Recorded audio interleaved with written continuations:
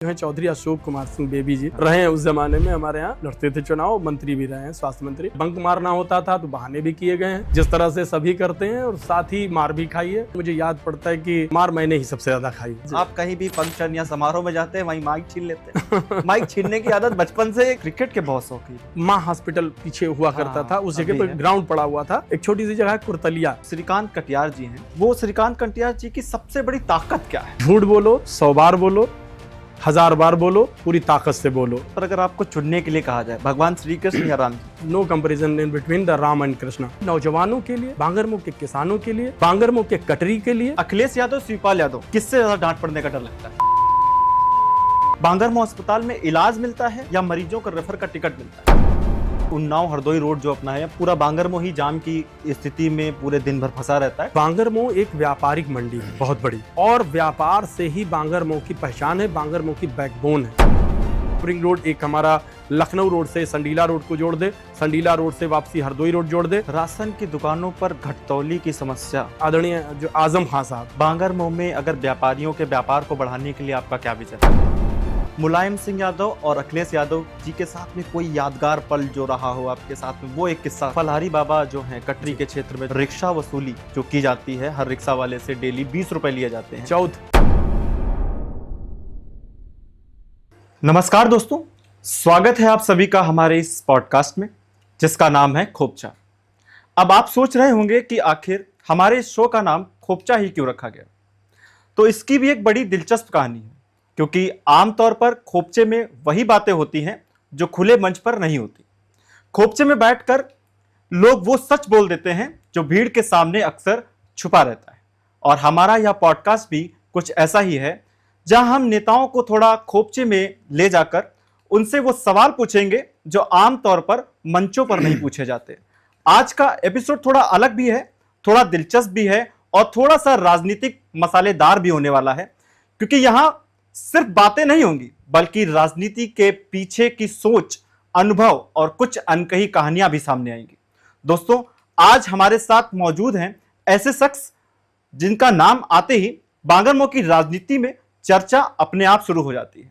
कभी समाज की सेवा को लेकर, कभी धार्मिक आयोजनों को लेकर, और कभी चुनावी मैदान की दिलचस्प कहानियों को लेकर के। कभी सड़कें बनती हैं, कभी यादें बनती हैं, और कभी कभी तो साइकिल भी पंचर हो जाती है, क्योंकि 2022 में इनकी साइकिल पंचर हो गई थी। अब वो साइकिल किसने पंचर की और कैसे पंचर हुई, रास्ते में कील किसने रखी, और ये भी आज हम समझने की कोशिश करेंगे। लेकिन दोस्तों, यह सिर्फ हंसी मजाक वाला पॉडकास्ट नहीं है।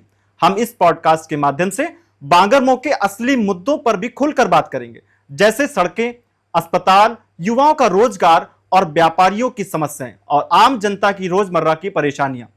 और एक खास बात, इस पॉडकास्ट में आगे भी हम अलग अलग राजनीतिक दलों और विचारधाराओं से जुड़े हुए मेहमानों को बुलाते रहेंगे, ताकि आप आसानी से यह समझ सकें कि आखिर हमारे अपने क्षेत्र के लिए हमें कैसा नेता चुनना चाहिए, किसकी सोच क्या है, और जनता के लिए किसका विजन क्या है। तो बिना देर किए आइए स्वागत करते हैं आज के हमारे खास मेहमान का। सर, बहुत बहुत स्वागत है आपका हमारे इस अड्डे पर। वैसे पर यहां से आने से पहले आपने घर पर तो बता दिया था ना कि आप खोपचे में जा रहे हैं। जी, खोपचा की पूरी टीम को, और ख़ास तौर से हमारे रवि भाई, बहुत जितना मैं जानता हूं, आपने हमेशा जो है बहुत ही ज्वलंत मुद्दों पे काम किया है मीडिया में। मैं बहुत बहुत बधाई देता हूं आपको, और धन्यवाद और आभार भी प्रकट करता हूं कि मुझे खोपचे में आप लाए हैं। तो राजनीति और सामाजिक दृष्टि से एक अच्छा प्लेटफॉर्म, मेरे ख्याल से हम इस समय का अच्छा इस्तेमाल भी करेंगे, एंजॉय भी करेंगे, और आपका धन्यवाद भी हम कहते हैं। और घर पर रही बात बताने की, तो मेरे घर वाले सब जानते हैं कि उन लोगों ने मुझे बांगरमो के लिए छोड़ दिया है। मैं बांगरमो का हूँ, तो बांगरमो के लिए लगातार आप जानते हैं कि रात के 1-2 बजे से पहले मेरी घर वापसी नहीं होती है रोज़ाना। तो वो अंडरस्टूड है, घर वालों को पता रहता है कि जब इस समाज सेवा और राजनीति और में लगे हुए हैं, तो इसमें टाइम लगता है, समय लगता है, और देर वापसी की घर में कोई चिंता नहीं रहती। इसी के साथ हम डॉक्टर साहब सिलसिला जो शुरू करेंगे इस पॉडकास्ट का, उसमें आपके बचपन से जुड़ी हुई कुछ बातें जो मैंने रिसर्च की और बहुत कुछ मुझे पता लगा, उनके आधार पे मैंने कुछ सवाल बनाए हैं। तो उसके आधार पे सवाल पहला आपसे यही रहेगा कि सबसे पहले शुरुआत बचपन से करते हैं। और बचपन में आप कैसे थे? मोहल्ले के शरारती मंत्री थे या स्कूल के संस्कारी मॉनिटर थे? क्या कहेंगे? मुझे लगता है कि हर बचपन में शरारत कहीं ना कहीं छुपी होती है। हम्म। तो नो डाउट अपनी शरारतें तो शायद किसी को अपना बचपन बहुत कम ही याद रहता है। जब वो किशोरावस्था की तरफ जाने लगते हैं तो हमारी मेमोरी इतनी हो जाती है कि आफ्टर 6 और 7 ईयर्स के हम लोग कुछ थोड़ा बहुत उसका याद भी रख लेते हैं। बट जैसा मुझे मेरे पेरेंट्स, मेरे एल्डर्स, मेरे भाई लोग बताते हैं, या मेरे और बड़े जो हैं, बड़े लोग हैं, वो जो वरिष्ठ बताते हैं, तो उस हिसाब से मैं भी एक शरारती कह सकते हो, शरारती बच्चा था मैं भी। मज़े मैंने भी किए हैं, पूरा बचपन का एंजॉयमेंट किया है और हर तरीके के एंजॉयमेंट लिए हैं। स्कूल अगर मुझे बंक मारना होता था तो बहाने भी किए गए हैं, जिस तरह से सभी करते हैं, और साथ ही मार भी खाई है, डांट भी खाई है। मम्मी चूँकि मेरी पेशे से गवर्नमेंट टीचर रही हैं, तो अध्यापिका थी, तो उनके ऊपर और ज़्यादा ड्यूटी होती थी। अगर दूसरे बच्चों को 2 छड़ी पड़नी थी तो मुझे ऑब्वियस था कि मुझे 3 या 4 मेरे हिस्से में आनी थी। तो अच्छा, फिर सब कुछ बचपन में सब कुछ हुआ। तो भाई बहनों में फिर किसको सबसे ज्यादा मार पड़ती थी घर पे?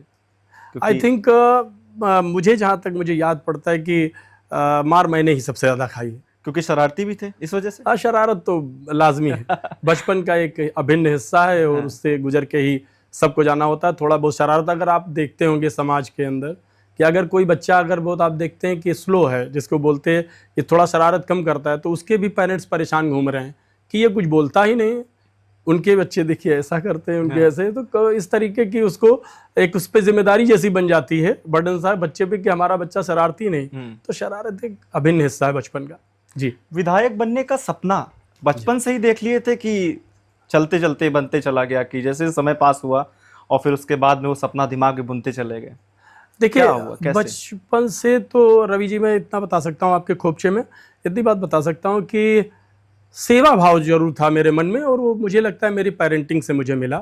क्योंकि जो लोग जानते हैं मेरे पेरेंट्स को, तो मेरी मदर, मैंने पहले भी बताया, गवर्नमेंट टीचर, लेकिन मैंने उनसे जो संस्कार, जो चीज़ें सीखी अपनी माँ से सीखी, और उन्होंने मेरे जो सिखाया वो यही था कि लोगों की सेवा कैसे करें। क्योंकि मैंने उनको देखा, अमूमन हम लोग बहुत ही मुफलिसी गरीबी में पले बढ़े, लेकिन वो पैसों का अपनी जो उनकी सैलरी आती थी, लगभग उसका बड़ा हिस्सा जो है वो गरीबों में बांटने का काम, उनकी मदद करने की सेवा भाव। तो ये सेवा भाव उनके ही बदौलत हम लोगों में, मन में हमारे ज़रूर था।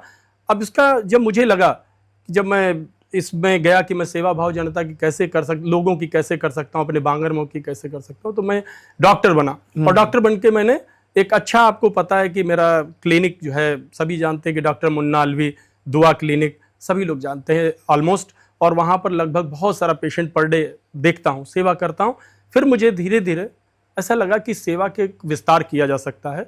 अगर पॉलिटिक्स में आप आते हैं तो आप राजनीति को और ज़्यादा, जो राजनीति के ज़रिए आपके पास बहुत सारा आपका दायरा बढ़ जाता है, आप लोगों का सेवा ज़्यादा कर सकते हैं। आपके पास बहुत सारी ऐसी चीज़ें आ जाती हैं कि उस फील्ड में भी आप जाके आप उनकी सेवा कर सकते हैं, उनके साथ इंसाफ दिलाकर भी कर सकते हैं, आर्थिक तौर से कर सकते हैं। अपने क्षेत्र में आप देख सकते हैं कि कहाँ पर शैक्षणिक स्तर गिर रहा है, कहाँ हमारा जो है सामाजिक स्तर, हमारे बांगरमऊ का जो है वो आर्थिक स्तर कैसे उठे, शैक्षणिक स्तर कैसे उठे, वहाँ के लोगों का सामाजिक दायरा कैसे उठे, इसका एक दायरा बढ़ जाता है। इसलिए मुझे लगा कि राजनीति, फिर ख़ास तौर से जब माननीय अखिलेश यादव जी मिले, आई थिंक पहले से मैं उनके टच में था, बट 2006 में, पहले मैं बहुत हल्की मुलाकातें थी, तो ईमेल का दौर था। अच्छा। ईमेल के थ्रू हम लोग टच में आए, पहले मिले, फिर उन्होंने ईमेल दिया और उसके ईमेल के थ्रू हम टच में रहे। फिर 2006 से बहुत ही करीब आ गए, और उसके बाद हम लोग लगातार फ़ोन के थ्रू, उन्होंने नंबर दिया, नंबर सेव हुआ, और फिर बाढ़ आई, बाढ़ में बहुत सारा हम लोगों ने वर्कआउट किया,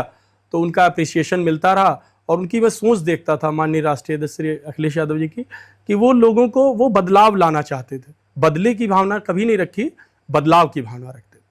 यही बदलाव की भावना बस मेरे अंदर भी एक, उनको देखकर बस और ज़्यादा मेरे अंदर बहुत ज़्यादा जो है आ गया कि मैं जुनून, पैशन, कि मुझे भी जो है अपने बांगरमऊ के लिए, अपने लोगों के लिए कुछ करना है।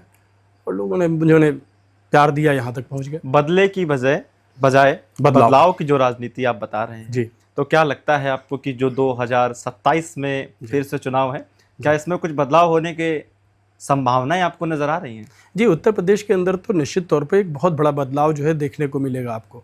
जिसका अभी एक हल्का सा खाका आपको दिखाया है अभी, जो एक मूल मंत्र दिया है माननीय श्री अखिलेश यादव जी ने, कि जो पीड़ित, दुखी, अपमानित अपने को महसूस करते हैं, जो पिछड़ा, दलित, अल्पसंख्यक जो समाज है, जो वो लोग जो पिछड़ गए हैं समाज में, वो आर्थिक, सामाजिक, चाहे राजनीतिक भागीदारी में किसी भी तरीके से, उनको एक साथ लेकर 2024 में उन्होंने जब लोकतंत्र बचाने की, संविधान को बचाने के लिए और पीडीए के सम्मान को बचाने की जो लड़ाई उन्होंने लड़ी, तो उसका असर आपको दिखा है कि भारतीय जनता पार्टी उत्तर प्रदेश के अंदर कहाँ पर पहुंच गई, हाशिए पर पहुंचाने का काम माननीय अखिलेश यादव जी ने ही किया है।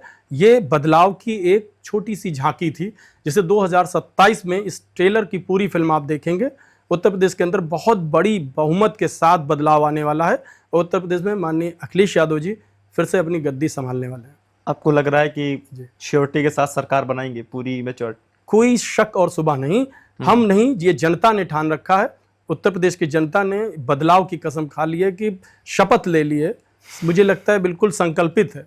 लोग इंतजार कर रहे हैं रवि भाई कि मौका मिले और हम इस दुर्दिनों से हम जल्दी से अपने पुराने दिनों में वापस जाएं, जहां विकास का पहिया फिर से घूमे।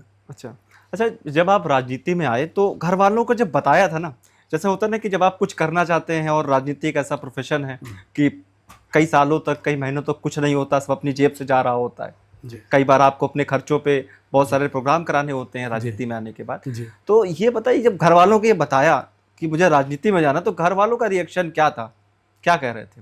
देखिए, बहुत मैं कह सकता हूँ कि मैं बहुत गरीब परिवार से, एक साधारण जो है परिवार है मेरा, है ना। एक आप समझ सकते हैं प्राइमरी टीचर की जो है मम्मी हमारी टीचर रही हैं और साथ में पिताजी एक शॉपकीपर थे। तो बहुत हम लोग कोई धनाढ्य लोग नहीं हैं, लेकिन मेरी अपनी एक निगाह, मेरी एक अपना विज़न की लड़ाई है। मेरी निगाह में दुनिया में वह व्यक्ति सबसे ज़्यादा अमीर है जो विचारों से समृद्ध है, और मेरी निगाह में वह व्यक्ति सबसे ज़्यादा गरीब है जिसके पास पैसा है, धन दौलत है, विचारों से समृद्ध नहीं है, आइडियोलॉजी नहीं है। आइडियोलॉजी से तो शुरू से मैंने अपने बड़ों से शिक्षा ली और सीखने का प्रयास किया। आइडियोलॉजी के थ्रू मैं अपने आप को संपन्न समझता रहा। पैसा नहीं था, लेकिन पैसे को अपने सेवा भाव में मैं लगाता रहा। राजनीति तो टिकट को ही नहीं कहते, राजनीति चुनाव लड़ने को नहीं कहते हैं। मैं राजनीति में, मेरा बहुत ही क्लियर कट विजन है। मैं आया हूँ सिर्फ अपने बांगरमऊ को नया बांगरमऊ बनाने, बस ये मेरा एक सोच है। बांगरमऊ मेरा नया कैसे हो, कैसे जो है यहाँ पर सौहार्द हमेशा कायम रहे, कैसे यहाँ की गंगा जमनी तहजीब की हम जो है संरक्षण करें, कैसे इसकी हिफाजत करें, कैसे यहाँ पर जो है यहाँ के लोगों का जो है, इनका जो है बहुत ज़्यादा विकास हो सके, इस क्षेत्र का विकास हो, रोजगार के अवसर यहाँ कैसे हों, यहाँ के लोगों का जो है जो स्टेटस है वो और कैसे बढ़े। ये सेवा का जो मन में मेरे अंदर था, वो राजनीति के लिए नहीं है। बस मैंने कहा ना कि मैं एक जरिया बना रहा था कि राजनीति के जरिए तो मेरा नुकसान हुआ, लेकिन इसे आप नुकसान नहीं कह सकते। इसे नुकसान इसलिए नहीं कह सकते, हम इसे नुकसान की संज्ञा नहीं देते, क्योंकि मैंने अपने लोगों पर पैसा लगाया, अपने लोगों से ही तो कमाया होगा, कहाँ से मैं लाया होगा। अगर मैंने अपना क्लिनिक किया, सब कुछ किया, तो मेरे लोगों ने मुझे सपोर्ट किया, मुझ पर विश्वास किया। उसी पैसे को अगर ज़रूरत पड़ती है तो लोगों में, चाहे वो कोविड रहा, कोरोना काल में आपने देखा जब लोग छूने को कोई नेता नहीं दिखाई पड़ता था, और उस वक्त जो है आपका जो है भाई ये किस तरीके से, सबको मालूम है कि पूरे उत्तर प्रदेश के अंदर आपको पता है कि उस वक्त कितना नाम हमारा जो है अपने बांगरमऊ के लिए, सेवा के लिए उछला था, उभरा था। सिर्फ इसलिए पैसा लगाया, सब कुछ किया। जो मेरे पास था वो पैसा मेरे बांगरमऊ का है, बांगरमऊ पे लगाना चाहता हूँ हमेशा। जो मेरे पास जिस तरीके की हैसियत है उसमें हमेशा तैयार हूँ। अच्छा, जब मैं रिसर्च कर रहा था आपके बारे में जी, तो मुझे पता लगा आप क्रिकेट के बहुत शौकीन हैं। तो क्रिकेट में मुझे कुछ लोगों ने बताया कि आपके थोड़ा सा खून आपके ब्लड आ गया था, वो किस्सा क्या है? थोड़ा सा कोई किस्सा ध्यान आ रहा है क्या आपको? कि वो ब्लड को लेके 2 बार हुआ, क्रिकेट को लेके 2 बार हुआ। एक्चुअली जो हमारा देश है ना, उसमें बांगरमऊ देश का एक हिस्सा है। तो आई थिंक क्रिकेट अपने आप में खुद एक रिलीजन बन चुका है पूरे देश के अंदर। और बचपन कोई ऐसा हो, शायद सबने जो है बैट बॉल खेलने का, सबने इस क्रिकेट का मज़ा सबने लिया, हम भी लेते थे। तो हमारे यहाँ एक जगह थी जहाँ पर माँ हॉस्पिटल पीछे हुआ करता था, उस जगह पर ग्राउंड पड़ा हुआ था, और वहाँ पर पीछे हम लोग क्रिकेट खेलते थे। और वहीं पर एक बॉल जो है, एक परिवार हमारे यहाँ है, बड़ी अच्छी बात आपने याद दिलाई है। तो डॉक्टर रशीद साहब है ना, उनके सभी जो बेटे थे क्रिकेट के बहुत, मतलब आज भी सब क्रिकेट खेलते हैं, तो सब हम लोग भी खेलते थे, उनके बेटे सब लोग साथ में। तो मैं छोटा था, एक बॉल जो उस वक्त कार्क की बॉल चलती थी, अब भी आती है, बहुत हैवी होती थी, और वो बॉल जो है बैट से पड़ी और मैं इत्तेफाक से सामने था खड़ा, और वो मेरे यहाँ एब्डोमेन में या पेट में यहाँ पे लगती है, और मैं सांस रुक जाती है 1 सेकंड के लिए और मैं बेहोश हो जाता हूँ। ये लोग उठाते हैं आके, उसके बाद ले जाया जाता है। तो वहाँ पर एक बारी मैं इंजर्ड हुआ था, मुझे बहुत अच्छी लगी। एक हमारे यहाँ एक छोटी सी जगह है कुर्तलिया, हाँ, हम लोग कुर्तलिया पे क्रिकेट खेलते थे। वहाँ पर मोस्टली क्या है कि अब आजकल तो टर्फ होते हैं, है ना, टर्फ विकेट बनाए जाते हैं कि खेलिए और शौक। उस वक्त कुछ भी ऐसा नहीं था, बैट बॉल और बॉल वही वाली कॉर्क वाली, सामने थोड़ी दूरी तालाब हुआ करता था, कभी कभी बॉल उसमें भी जाती थी, एक पीछे भी तालाब हुआ करता, थोड़ा दूरी पे था लेग साइड में। वहीं पर जब जहाँ बैट रखते थे हम लोग, तो बैट रखते हुए वहाँ थोड़ा सा गड्ढा हो जाता है रखते रखते। इत्तेफाक से एक बार लेग शॉट पे बॉल आती है और मेरा पैर जो है लेफ्ट हैंड की जो पैर है ये उसी में रह जाता है। अच्छा। और मैं शॉट खेलने के लिए मुड़ जाता हूँ, बट पैर मेरा साथ नहीं देता, क्योंकि वो अंदर उसमें था गड्ढे में, वो घुमा नहीं, और मैं गिर गया। तुरंत मेरे जो है एक इंजरी हुई नी की, और लिगामेंट इंजरी थी, और फिर मुझे 1.5-2 महीने जो ऑन बेड रहना पड़ा, वो क्योंकि मुड़ने की सिचुएशन में नहीं था, और बहुत स्वेलिंग की, डांट खाई मम्मी से। फिर सवाल ये है ना, क्रिकेट के बहुत शौकीन, तो क्रिकेट का सबसे पसंदीदा खिलाड़ी मौजूदा समय में, और जब आप खेलते थे उस समय, सबसे पहले ये बताइए उस समय कौन था सबसे बढ़िया जो खिलाड़ी लगता था आपको? देखिए दौर जब बहुत ज़्यादा हम लोग जब इंटरमीडिएट उस पर जब आगे गए हैं, तो पहले तो सुनते रहते थे हमेशा, उस वक्त कपिल वगैरह, अजहरुद्दीन वगैरह ये सारे थे। लेकिन फिर मैं जब आगे बढ़ा, जो रवि शास्त्री वाला दौर ये सब खत्म हुआ, जब हम लोगों के जब उस पर पीक जब चल रहा था, तो मुझे लगता है सचिन वगैरह बहुत अच्छे प्लेयर थे, है ना। उस वक्त जो है राहुल द्रविड़ बहुत अच्छे, सौरव गांगुली बहुत अच्छे प्लेयर में, हमारे लोगों के पीरियड में बहुत अच्छे प्लेयर्स थे। और कैफ की फील्डिंग देखने के लिए हम लोग मतलब बेताब रहते थे, है ना। जहीर की बॉलिंग, ये सब ये एक दौर रहा है जो उस वक्त तो देखा। फिर उसके बाद जब से इसमें लीन हो गए, तो अभी इतना समय नहीं मिल पाता। फिर भी मैं जितना जानता हूँ, सुनता रहता हूँ, तो बहुत सारे इस वक्त तो बैट्समैन हैं, जब से आईपीएल आया तो बहुत सारे अच्छे अच्छे निकल कर आए हैं बच्चे। तो उनमें से मुझे लगता है कि नए उसमें खिलाड़ी, मुझे विराट कोहली का एक अपना वो है दौर रहा, बहुत अच्छा रहा। इधर सूर्य कुमार बहुत अच्छे हैं, ऐसे बहुत सारे। अब हम किसी एक को अगर कहें, बुमराह वगैरह बॉलिंग में लोग बच्चे हमेशा, बहुत सारे हमारे नौजवान बड़े फ़ैन हैं। तो ये इस चुनाव कर रहे हो तो चुनाव किसका करेंगे आप? नहीं, आप चाहें किसी की पर्सनल लाइफ में जाएं? एक्चुअली क्या है कि क्रिकेट हमें एक गेम स्पिरिट सिखाती है। जो गेम स्पिरिट क्या होती है समझिए, वो लागू होती है समाज में हर चीज़ पे। जैसे वो एक गेम स्पिरिट हमें सिखाता है कि आपस में अकेले कोई भी प्लेयर कुछ भी नहीं है। 11 टीम 11 ये मायने रखती है। अगर आप वो जो उनका जो कोऑर्डिनेशन है, जरूरी नहीं कि हर दिन हर कोई चलेगा, लेकिन कोऑर्डिनेशन मायने रखता है। वो हमें सिखाता है कि हमें कोऑर्डिनेट करना है। अच्छा, तो कुछ कोई एक नहीं उसमें इंपॉर्टेंट हो सकता, सारे इंपॉर्टेंट है। डॉक्टर साहब, एक चीज़ कुछ लोग ये भी कहते हैं ना कि क्रिकेट जो है ना लोगों को भटकाने के लिए, और समाज जो एक मेन मुद्दे हैं उनसे भटक जाए, तो इसलिए क्रिकेट का एक बहुत बड़ा योगदान, मतलब दोषारोपण करते हैं क्रिकेट के ऊपर। तो आपको नहीं लगता है कि क्रिकेट जिस समय देख रहे होते हैं लोग, अपना टाइम उसको दे रहे होते हैं, क्योंकि टाइम इस समय के लिए सबसे बड़ी मनी है। अगर किसी व्यक्ति ने आपको समय दे दिया, समझ लीजिए उसने आपको सब कुछ दे दिया, तो क्या कहेंगे कि लोग क्रिकेट की वजह से इतना जो टाइम क्रिकेट को देखते हैं, तो क्या उसको प्रोडक्टिव बनाया जा सकता है उस समय जिस समय वो देख रहे हैं? देखिए, क्रिकेट मैंने कहा ना कि एक पैशन है हमारे यहाँ, एक अपने आप में रिलीजन हो गया है ना। तो क्रिकेट लवर्स की या क्रिकेट फॉलोअर्स की बहुत ज़्यादा संख्या है इस देश में। अब ये जुनून है ना। अब इस जुनून को, ये जो हमारा जो लविंग है, मैनिया है, इसको जो है इंसान के पास, जैसे वो थक हार के आता है घर पर, अगर इंटरटेनमेंट के बहुत ज़्यादा साधन नहीं होते हैं इंसान के पास, तो वो कोशिश करता है कि कोई ना कोई एक इंटरटेनमेंट का साधन लेता है। समयानुरूप चीज़ें बदलती रहती हैं, हर युग में, हर एरा में चीज़ें बदली हैं। ज़माना हुआ करता था बहुत पहले, आप पता करोगे तो कठपुतली के नाच हुआ करते थे, लोग एंजॉय करते थे। वक्त बदलता है, आगे जाते हैं आप, और ज़्यादा उसमें युग में जब घुसेंगे तो आपको जो है नौटंकी का एक दौर आता है। आप सुनते हो गाँव में एक प्रचलन हुआ करता था, मेलों में हुआ करती थी, शादी बारात तो कोई मांगलिक कार्यक्रम में हो तो उसमें भी हुआ करता था। ये चीज़ें हमारे विरासत में ये चीज़ें चलती थी, हमारी जो सांस्कृतिक धरोहर हैं, परंपराएं हुआ करता था, उनसे एंटरटेन होते थे। इसका और वर्जन लेटेस्ट बढ़ता रहा। एक ज़माना आया था, आपने याद होगा, वीडियो वीसीआर, हाँ, बाइस्कोप वाला जो जमाने की बात कर रहे वीडियो हैं। वीसीआर आपने देखे होंगे, बहुत सारे देखे होंगे। दौर चला धीरे धीरे, उसके बाद आप सिनेमा हॉल की तरफ मूव करते हैं बहुत तेजी से। सिनेमा हॉल सिंगल स्क्रीन हुआ करते थे। ज़माना चेंज होता है, आगे बढ़ता है, लेटेस्ट वर्जन आता है, आप देखते हो कि आज मल्टी स्क्रीन है।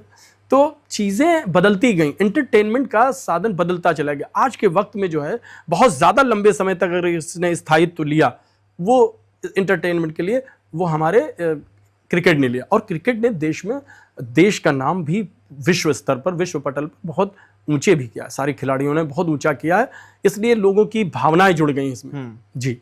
अच्छा, एक सवाल, अगर आप राजनीति में ना होते जी तो क्या कर रहे होते? राजनीति से आप बिल्कुल दूर हो गए होते, राजनीति में ना होते जी। तो क्या कर रहे होते? देखिए, बहुत सारा पहले हम लोगों को इतना अच्छा कोई समझाने वाले लोग नहीं होते थे, मार्गदर्शन करने वाले लोग नहीं होते थे, मुझे जहाँ तक याद है। तो हम लोगों को खुद फैसले लेने पड़ते थे। मल्टीटास्किंग होते हैं हमारे यहाँ गांव के नौजवान, मल्टीटास्किंग, और उनके पेरेंट्स भी, मेरा कहना है कि मल्टीटास्किंग होते हैं। इसलिए कभी उन्हें दिखने लगता है कि जब वो सुनते हैं कि फला वो बहुत अच्छा क्रिकेट खेल रहा, फला आगे निकल गया, तो उन्हें लगता है मेरा बेटा क्रिकेटर होना चाहिए। कभी उन्हें लगता है फला लड़का कि उसमें जो पुलिस में जॉब मिल गई, यार पुलिस में होना चाहिए था।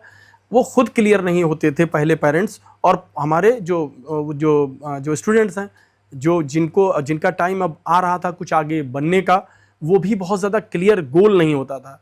आज के बच्चों में गोल है, आज के नौजवानों में पहले से गोल है, उन्हें मालूम मुझे ये बनना है, ये डायरेक्शन में। उसके पेरेंट्स उनके पेरेंट्स उनको मदद कर रहे हैं, उनके जो उसी तरीके की शैक्षणिक संस्थाओं का इस्तेमाल कर रहे हैं, उसी तरीके की पढ़ाई का इस्तेमाल कर रहे हैं, उसी क्षेत्र में जाने का काम कर रहे हैं, उसमें गाइडेंस मिल रहा है। हमारे जैसे लोगों को वो चीज़ें नहीं मिल पाई थी। हम लोग भी मल्टीटास्किंग थे, बट एक चीज़ थी कि सेवा भाव मेरे ब्लड में, जो मैंने कहा मेरे फादर और मदर से जो मिला सेवा करने का। तो सेवा में मुझे एक सीमित दायरा था उस वक्त, और मुझे समझ में आया कि डॉक्टर बनकर मैं एक सेवा भाव कर सकता हूँ। तो मुझे लगा कि पहले इसको करना चाहिए। गरीबी भी थी, परेशानियाँ भी थी, लेकिन पढ़ाई की हम लोगों ने, तैयारी की। CPMT होता था उस समय, अब नीट कहलाता है, और CPMT क्वालिफाई किया हम लोगों ने। और क्वालिफाई करके यहीं STT मेडिकल कॉलेज लखनऊ में है, तो वहाँ पे हमने BUMS वहाँ से हम लोगों ने किया, और 96 बैच था हमारा वहाँ पे।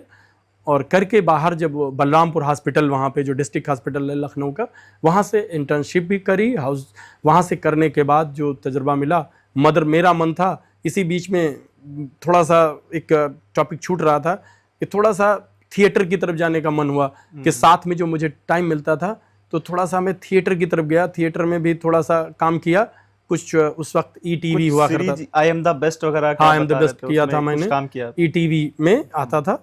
ETV चैनल उस टाइम जो है फोक के लिए जाना जाता था। हाँ। उत्तर प्रदेश की अपनी जो यहाँ की संस्कृति है उसके लिए बड़ा अच्छा चैनल उस समय का था। तो मैं पढ़ाई करते हुए अपना जो टाइम बचता था मेडिकल फील्ड से, थोड़ा बहुत मैंने सबसे पहला एक थिएटर भी कर लिया था। दर्पण नाम की एक संस्था लखनऊ में बहुत अच्छी हुआ करती थी, वहाँ से सबसे पहला मैंने यायावर नाम की एक संस्था, उससे मैंने किया था यायावर में सबसे पहले। और यायावर से करने का उसका पहला, ये मेरी देखिए फॉर्चुनेट कहिए कि मेरी ज़िंदगी मुझे किधर ले जाना चाहती थी, मुझे खुद नहीं पता था कि यायावर में जो पहला मुझे थिएटर मिला, जो पहला नाटक था वो मिला था, उसका नाम था चुनाव चक्रम। अच्छा, उसमें आपने यस हाँ किया। तब तक तो कोई वो भी नहीं था, बट लेकिन चुनाव चक्रम किया, थोड़ा सा छोटे से रोल।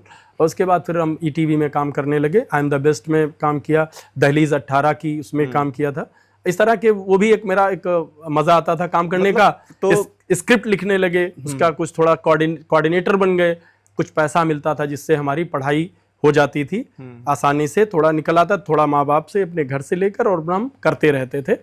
और इस तरह से हम लोगों ने उस स्क्रीन पर भी, छोटे स्क्रीन पे थोड़ा बहुत काम किया। लेकिन जैसे ही मेरा कोर्स कंप्लीट होता है, मेरी माँ सीधा सा एक फरमान जारी करती हैं, बेटा वापस आ जाओ, जिसके लिए बनाया था, लोगों की सेवा करवा के। मैं वापस आता हूँ सीधे। आज आपको पता है कि मैं एक क्लिनिशियन हूँ, अच्छा क्लिनिक चलता है, लोगों का बहुत विश्वास है मुझ पर। ये बहुत, मैं तो अपने ईश्वर की, अपने गॉड की बहुत अपने अल्लाह की बहुत बड़ी मदद अपने ऊपर मानता हूँ कि लोग ज़्यादातर मुझसे मेरे यहाँ जो क्लिनिक आते हैं नाउम्मीद होके नहीं जाते हैं।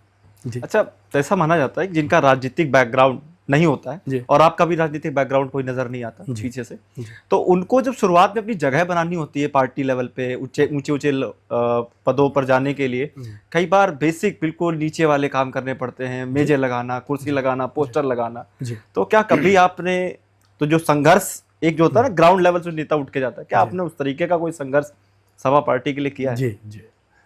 मुझे बहुत अच्छे ढंग से याद है कि मुझे बहुत शौक़ था, मुझे इस चीज़ का बहुत शौक़ था और अपना मुझे अच्छे ढंग से याद है कि उस वक्त हम लोगों के यहाँ चुनाव जब होते थे तो उस चुनाव में हम लोगों ने एक तिपहिया होती थी, ठलिया बोलते हैं हमारे यहाँ। हाँ। ठलिया बोलते हैं ना, उसको जो है उसको लेकर और एक माइक रखा रहता था और एक मशीन और एक बैटरी आप रखी बिल्कुल सही कर रहे हैं। जब मैं आपके बारे में रिसर्च कर रहा था तो मुझे पता लगा माइक पकड़ने का बहुत शौक है। जी। मैं आज भी देख रहा हूँ, आप कहीं भी फंक्शन या समारोह में जाते हैं वहीं माइक छीन लेते हैं। माइक छीनने की आदत बचपन से है कि अभी कर रहे हैं? क्या है माइक छीनने? छीन नहीं लेता, लेकिन ये मेरी खुशकिस्मती है, ये मेरा सौभाग्य कि लोग दे देते हैं। तो मैं उस वक्त जो है जब शुरुआत में तो छीना था। हाँ नहीं, शुरुआत में भी लोग पकड़ाते ऐसे होता था कि वो लोग दिन में जाते थे तो क्षेत्र में भ्रमण करने, 10 बजे के बाद पोलिंग पार्टी सारी लोग निकल जाती थी, सारी गाड़ियां, लेकिन दिन भर मुझे वहां मशीन रहती थी और कार्यालय रहता था। और हमारे यहाँ पे जो है चौधरी अशोक कुमार सिंह बेबी जी रहे हैं, उस जमाने में हमारे यहाँ लड़ते थे चुनाव, मंत्री भी रहे हैं, स्वास्थ्य मंत्री। तो ये लोग चले जाते थे, जब चले जाते तो मुझे माइक मिलता था और मैं दिन भर उस पर जब मौका मिलता था, स्कूल कॉलेज जिस वक्त छूटता था, मैं पकड़ के उस पर और शुरू रहता था अपने उसके प्रचार के लिए, कैंडिडेट के लिए। शौक था। फिर उसके बाद लोगों को लगा कि हाँ ठीक है, फिर उसके बाद मुझे ठलिया भी जो है मिलने लगी, जो मैंने बताई थी। वो पार्टी नहीं दी थी कि अपने पैसों से चंदा नहीं, करके लाए थे? मेरा उस वक्त तक ऐसा कुछ नहीं था, उनकी खुद की, उन्हें लगता था कि इसके अंदर कुछ है, गट्स है। हाँ, लड़के में दे देते थे। अब मुझे ले नहीं जाते थे बाहर अभी, क्योंकि मैं उतना तब उम्र नहीं थी, चल करता रहता था। इसी तरह करते करते मुझे याद है कि बांगरमऊ में एक नया कॉन्सेप्ट हमने, मुझे अच्छे ढंग से याद है, चुनाव लड़ाने का तो मुझे अच्छे सपोर्ट का, मैं खूब ज़्यादा ये बिल्ला जिसको बोलते हैं पहले ना, स्टिकर अभी जो यहाँ पे लगाए जाते, जो लगाए जाते टीन के हुआ करते थे, टीन के आलपिन से लगाने पड़ते थे।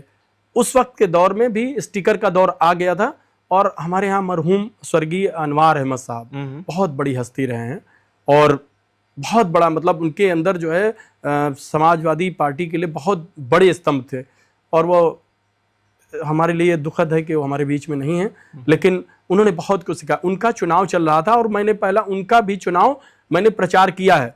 उनके वो स्टिकर जनता दल से तब हुआ करती थी, तब समाजवादी पार्टी नहीं थी, उसको भी स्टिकर्स को हम लोगों ने बांटा है और चिपकाया है।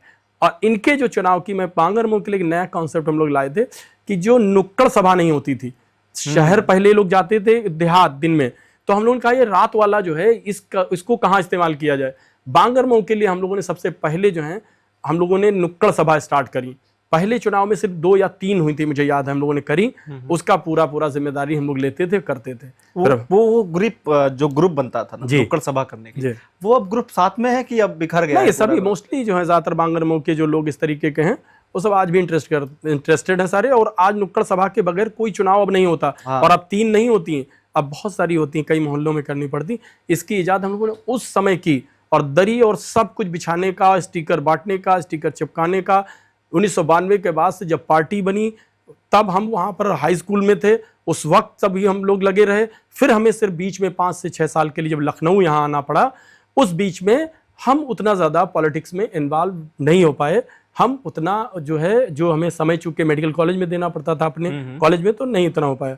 वापस जाने के बाद 2003 फिर हम स्टार्ट हो गए। और मैंने सबसे पहला, आप यकीन मानो रवि भाई, समाजवादी पार्टी के लिए छोटा बड़ा पद नहीं होता, मैंने विधानसभा सचिव से स्टार्ट किया था। अच्छा। विधानसभा सचिव से लेकर जिले की उसमें संगठन से लेकर प्रदेश में मैं स्टेट कमेटी का मेंबर बनाया माननीय अखिलेश यादव जी ने। जब वो प्रदेश अध्यक्ष बने उत्तर प्रदेश के, तो उन्होंने अपनी जो बनाई कमेटी, उसमें मुझे स्थान दिया था कार्यकारिणी का सदस्य। फिर आगे बढ़े हम लोग, बढ़ते बढ़ते प्रदेश के उपाध्यक्ष हम बने पिछड़ा वर्ग प्रकोष्ठ में।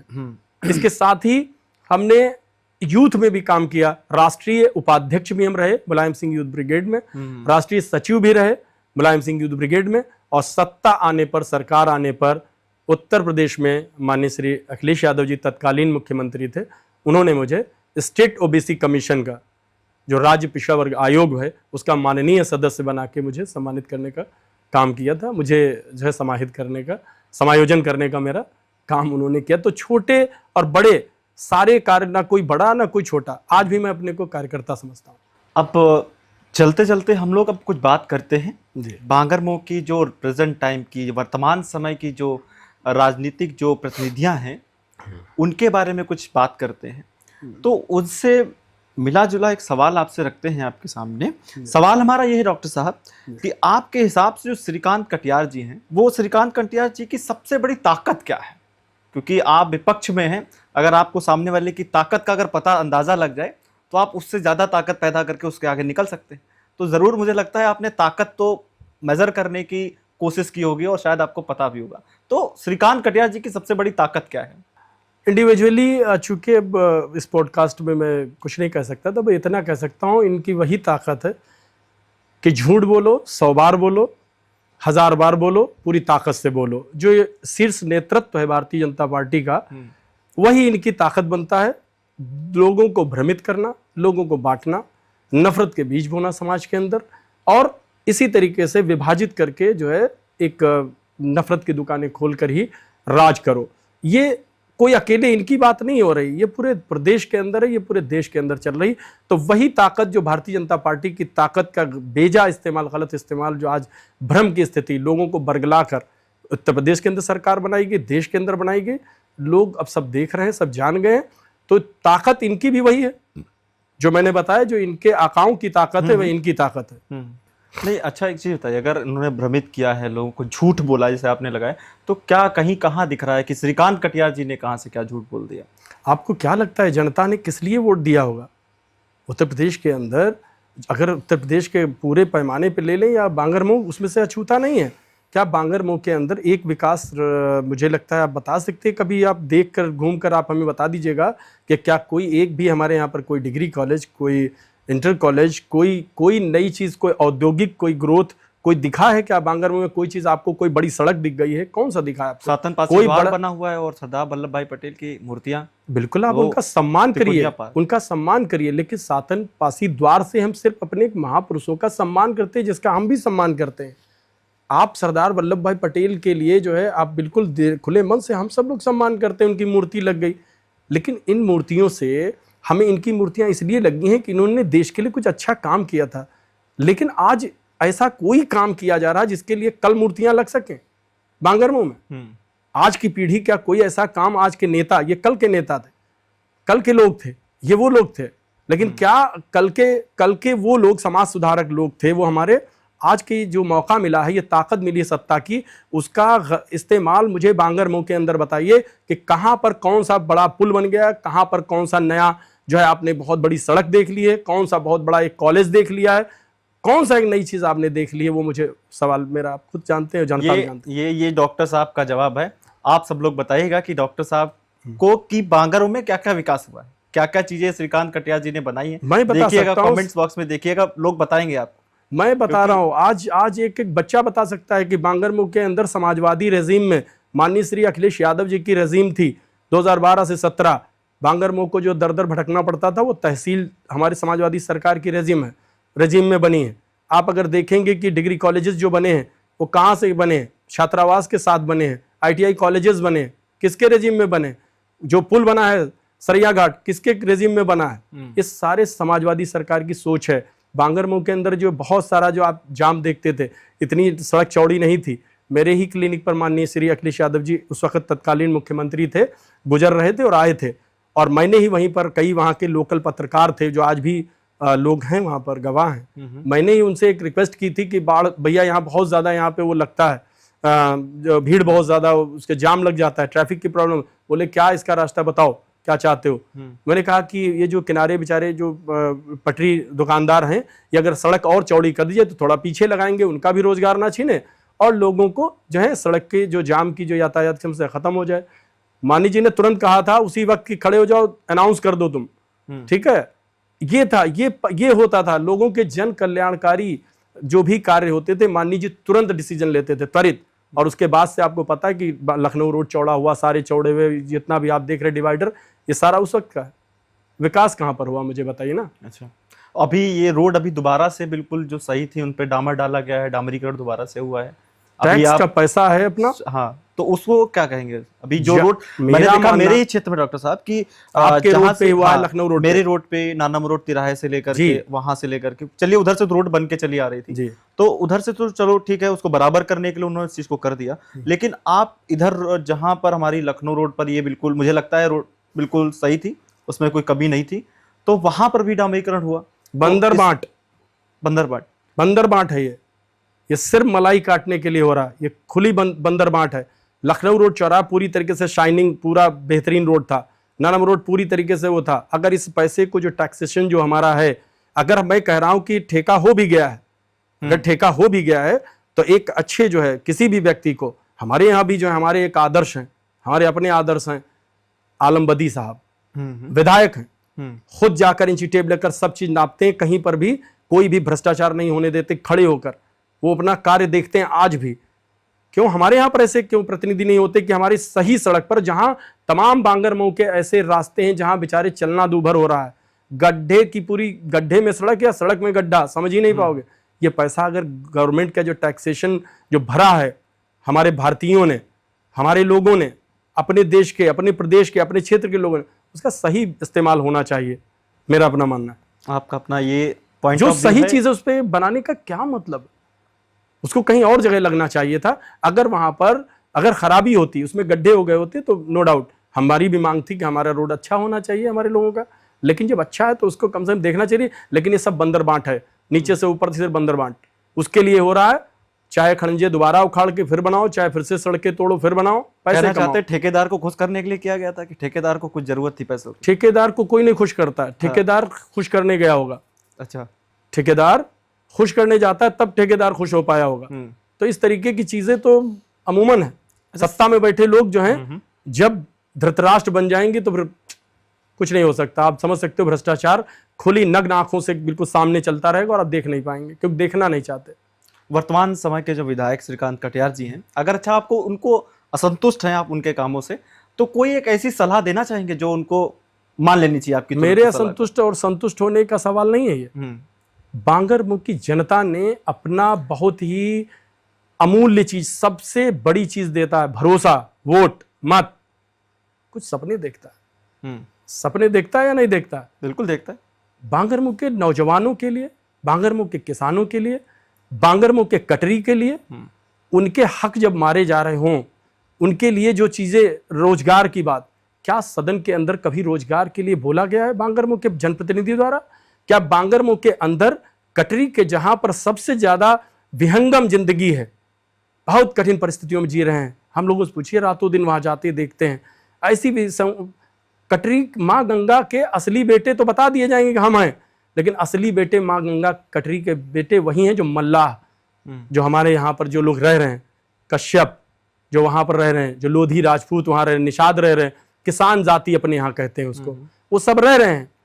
वोट चाहिए, लेकिन जब आता है उनके विकास का मामला, जब आता है गंगा जी के नाम से, माँ गंगा के नाम से आता है एक्सप्रेसवे, तो उस एक्सप्रेसवे को छीन लिया जाता है। और एक्सप्रेसवे का अलाइनमेंट जो माँ गंगा के किनारे होना चाहिए था, जिससे कि लोगों के वहां पर तमाम दुख हर जाते, उनकी जमीनों के रेट्स बढ़ जाते, स्वास्थ्य की अच्छी सुविधाएं हो जाती। क्योंकि मेरे नेता माननीय राष्ट्रीय अध्यक्ष श्री अखिलेश यादव जी कहते हैं कि जिस जगह का या जिस देश का या प्रदेश का, जिस क्षेत्र का ट्रांसपोर्टेशन अच्छा नहीं होगा, वो कभी तरक्की नहीं कर सकता। और ट्रांसपोर्टेशन अगर हमारे कटरी का हो जाता अच्छा, तो बाढ़ कितनी बार आती है, हर साल वो जूझते हैं, हर साल जिंदगी बनाते हैं, हर साल हम लोग जाते हैं, हर साल टेंट लगा रहे हैं, हर साल दवा बांट रहे हैं, हर साल पूड़ियाँ बटेंगी, खाना खाएंगे, लेकिन जो असली मुद्दा, जो इलाज हो सकता था, वो इलाज था गंगा एक्सप्रेसवे। लेकिन उसे अपने सुविधानुसार, आप समझ सकते हैं, अपने धनाढ्य लोगों को खुश करने के लिए अपनी अपनी जमीनें खरीद कर उधर से निकाला गया होगा। कुछ ना कुछ तो जरूर होगा, वरना जिनका वोट लिया वो आज बैठे इंतजार कर रहे हैं, इंतजार कर रहे हैं कि 2027 का समय आने दीजिए, वो अपना हक वापस लेना चाहते हैं। उनके साथ धोखा हुआ है या उनके साथ ब्लफ है, उनके वोट के साथ। उनका पाक पवित्र वोट था, मैंने अपने उसमें कहा और आज फिर दोहरा रहा हूँ, समाजवादी सरकार बनते ही माननीय श्री अखिलेश यादव जी जब मुख्यमंत्री की गद्दी पर बैठेंगे, जितना जल्दी हो सकेगा मैं कटरी के लिए विशेष पैकेज लाकर, बांगरमऊ की कटरी के लिए कटरी समग्र विकास योजना, जिसको मैं इस वक्त पूरी तरह ब्रीफ नहीं कर सकता बिकॉज क्योंकि ये मैं जब आवाम में, जब जनता में अपनी बैठूंगा, ये मेरा that is the part of my strategy है ना, वो मैं बताऊंगा कि कटरी के लिए मेरे उसके उद्धार, उसके तरक्की के लिए, उसका आर्थिक, शैक्षणिक, सामाजिक, स्वास्थ्य के लिहाज से उसका स्तर उठाने के लिए मैंने क्या उसमें बनाया है पैकेज में, ये मेरी बात है और मैं अपनी जनता के लिए वो मैं करके रहूंगा। अच्छा, इसी क्रम को आगे बढ़ाते हैं। डॉक्टर साहब ये बताइए, अगर श्रीकांत कटियार जी के साथ आपको बहस करने का मौका, डिबेट करने का मौका दिया जाए, तो किन मुद्दों पर उनको आप घेरना चाहेंगे, कटियार जी को, विधायक जी को? मुझे घेरने का, मैंने कहा ना कि मुझे घेरने की जरूरत नहीं है। वो ऑलरेडी जनता ने जो वोट दिया है वो हिसाब लेने वाली है। मैंने वोट नहीं दिया है, जनता उनसे हिसाब मांगना चाह रही है। जनता हिसाब दे चुकी है ना, अभी उपचुनाव जीते, उपचुनाव के बाद वो चुनाव जीते हुए, वही मैं बताना चाह रहा हूं कैंडिडेट जी, मैं बताना चाह रहा हूं, भारतीय जनता पार्टी झूठ के आडंबर पर, अपने पाखंड पर जो है बांट कर जो राजनीति कर रही है, उसका फायदा प्रसाद पाया है उन्होंने। और उस प्रसाद में सिर्फ जो है महज 1-1.5 साल का जो है कार्यकाल था। इस वजह से लोगों ने ये कहा कि इस बार अभी उपचुनाव के बाद एक मौका मिल गया, और मुझे एक ये रही कि मेरा जो टिकट फाइनल जो हुआ वो बहुत ही लास्ट मोमेंट पर हुआ था। आई थिंक 2 हफ्ते में हम लोगों ने चुनाव लड़ा, और 2 हफ्ते के चुनाव में हो सकता है कहीं हम लोगों से कोई मिसमैनेजमेंट हुआ हो, हमारी अप्रोच हर गांव तक, हर व्यक्ति तक, जो अंतिम पंक्ति का व्यक्ति हो या अंतिम पंक्ति के कहीं पर मजरे हैं गांव में, नहीं जा पाए, इतनी अप्रोच पूरी सबको अप्रोच कर लेना उतने कम समय में, इट्स नॉट पॉसिबल। तो वहाँ हो सकता है कहीं हम अपना मैसेज ना पहुँचा पाए हों, और झूठ वाले लोगों ने, उनके पास समय था, पहुँचा ले गए और लगा हो कि शायद इन्हें एक और मौका मिले। लेकिन उसमें जब बहुत, अब तो समय आ गया कॉपी चेक होने का, अब तो कॉपी चेक होगी, जनता कॉपी चेक करेगी। मैं मुद्दे तो मैंने बताया ना कि किसी भी स्तर पर मुझे बता दिया जाए, आर्थिक स्तर पर उद्धार हो गया है, किस चीज पे यहाँ के लोगों को रोजगार कोई नया मुहैया करा दिया गया है, यहाँ पर कौन सी एक नया कोई गवर्नमेंट की कोई बहुत बड़ी पॉलिसी के तहत कोई बहुत बड़ा विकास का कोई स्ट्रक्चर खड़ा हो गया है, कुछ भी तो नहीं है। इसलिए अच्छा, मैं अभी देख रहा था, और कई बार धार्मिक, एक्चुअली मैं जब आपकी रिसर्च कर रहा था तो कई बार मैंने एक चीज़ देखी कि आपका धर्म जो है वो मुस्लिम धर्म से है, और आप भागवत कथाओं में और जो हमारे यहाँ अलग अलग जो रियलिस्टिक जो धार्मिक प्रोग्राम होते हैं उसमें आप जाते रहते हैं। और सबसे बड़ी बात, अभी जो मैं बात कर रहा था ना कि माइक छीनने की या माइक पकड़ने की जो आदत है, वहाँ पे जा करके सबसे पहले आप माइक पकड़ देते हैं, और उसके बाद जनता मंत्रमुग्ध होकर भी सुनती है आपको। तो ये सब नॉलेज कब गेन किया, कब उन किताबों को पढ़ा, गहराइयों से कब जानने की कोशिश की हिंदू धर्म को? वहाँ पर जब आप प्रवचन देते हैं, लोग कहते हैं उनको हटा करके मुन्ना नकवी जी को माइक दीजिए, वो बोलेंगे, तो वो क्या कारण है जिसकी वजह से आप वहाँ पर लोग, जनता आपको सुनना पसंद करती है? एक्चुअली देखिए कि धर्म जो है आस्था का विषय है, और धर्म हमें जोड़ने की शिक्षा देता है। उसका एक ही दर्श है, एक ही पाठ है, एक ही लर्निंग है, एक ही लेसन है, जुड़ना, सौहार्द, प्रेम, सुख, जीवन में समृद्धि, यश, लक्ष्मी, वैभव, इस सब चीज़ें हमें मिल जाएं, मेरा भगवान मुझसे खुश हो जाए, मेरा रचयिता मुझसे खुश हो जाए जिसने मुझे पैदा किया है, यही तो है बस सिर्फ। तो मैंने अपने आप को बाउंड्रीज में कभी नहीं बांधा। मैंने हमेशा अपने भाइयों को, मुझे बड़ी खुशी होती है कि वो मेरे भाई हैं। मेरा इस्लाम धर्म मुझे ये इस बात के लिए नसीहत देता है कि अपने पड़ोसियों के सुख को, दुख में आपको शामिल रहना है। आपको उनकी कोई चीज़ है, उनकी कोई विचारधारा है, उनका कोई एक वो ग्रंथ है, उसे पढ़कर उसमें बहुत सारी अच्छी चीज़ें आपको अगर मिल सकती हैं, कंटेंट, तो बिल्कुल आप उसको पढ़िए।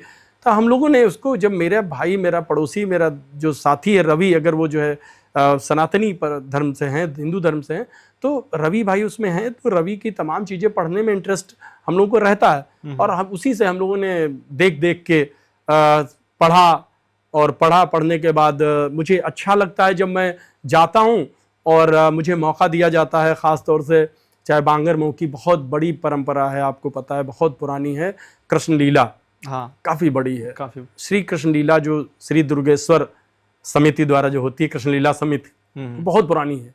आई थिंक 7 दशकों से ज़्यादा हो चुका है। उन्नाव जनपद की बहुत पुरानी धरोहरों में से है, विरासतों में से ये कार्यक्रम।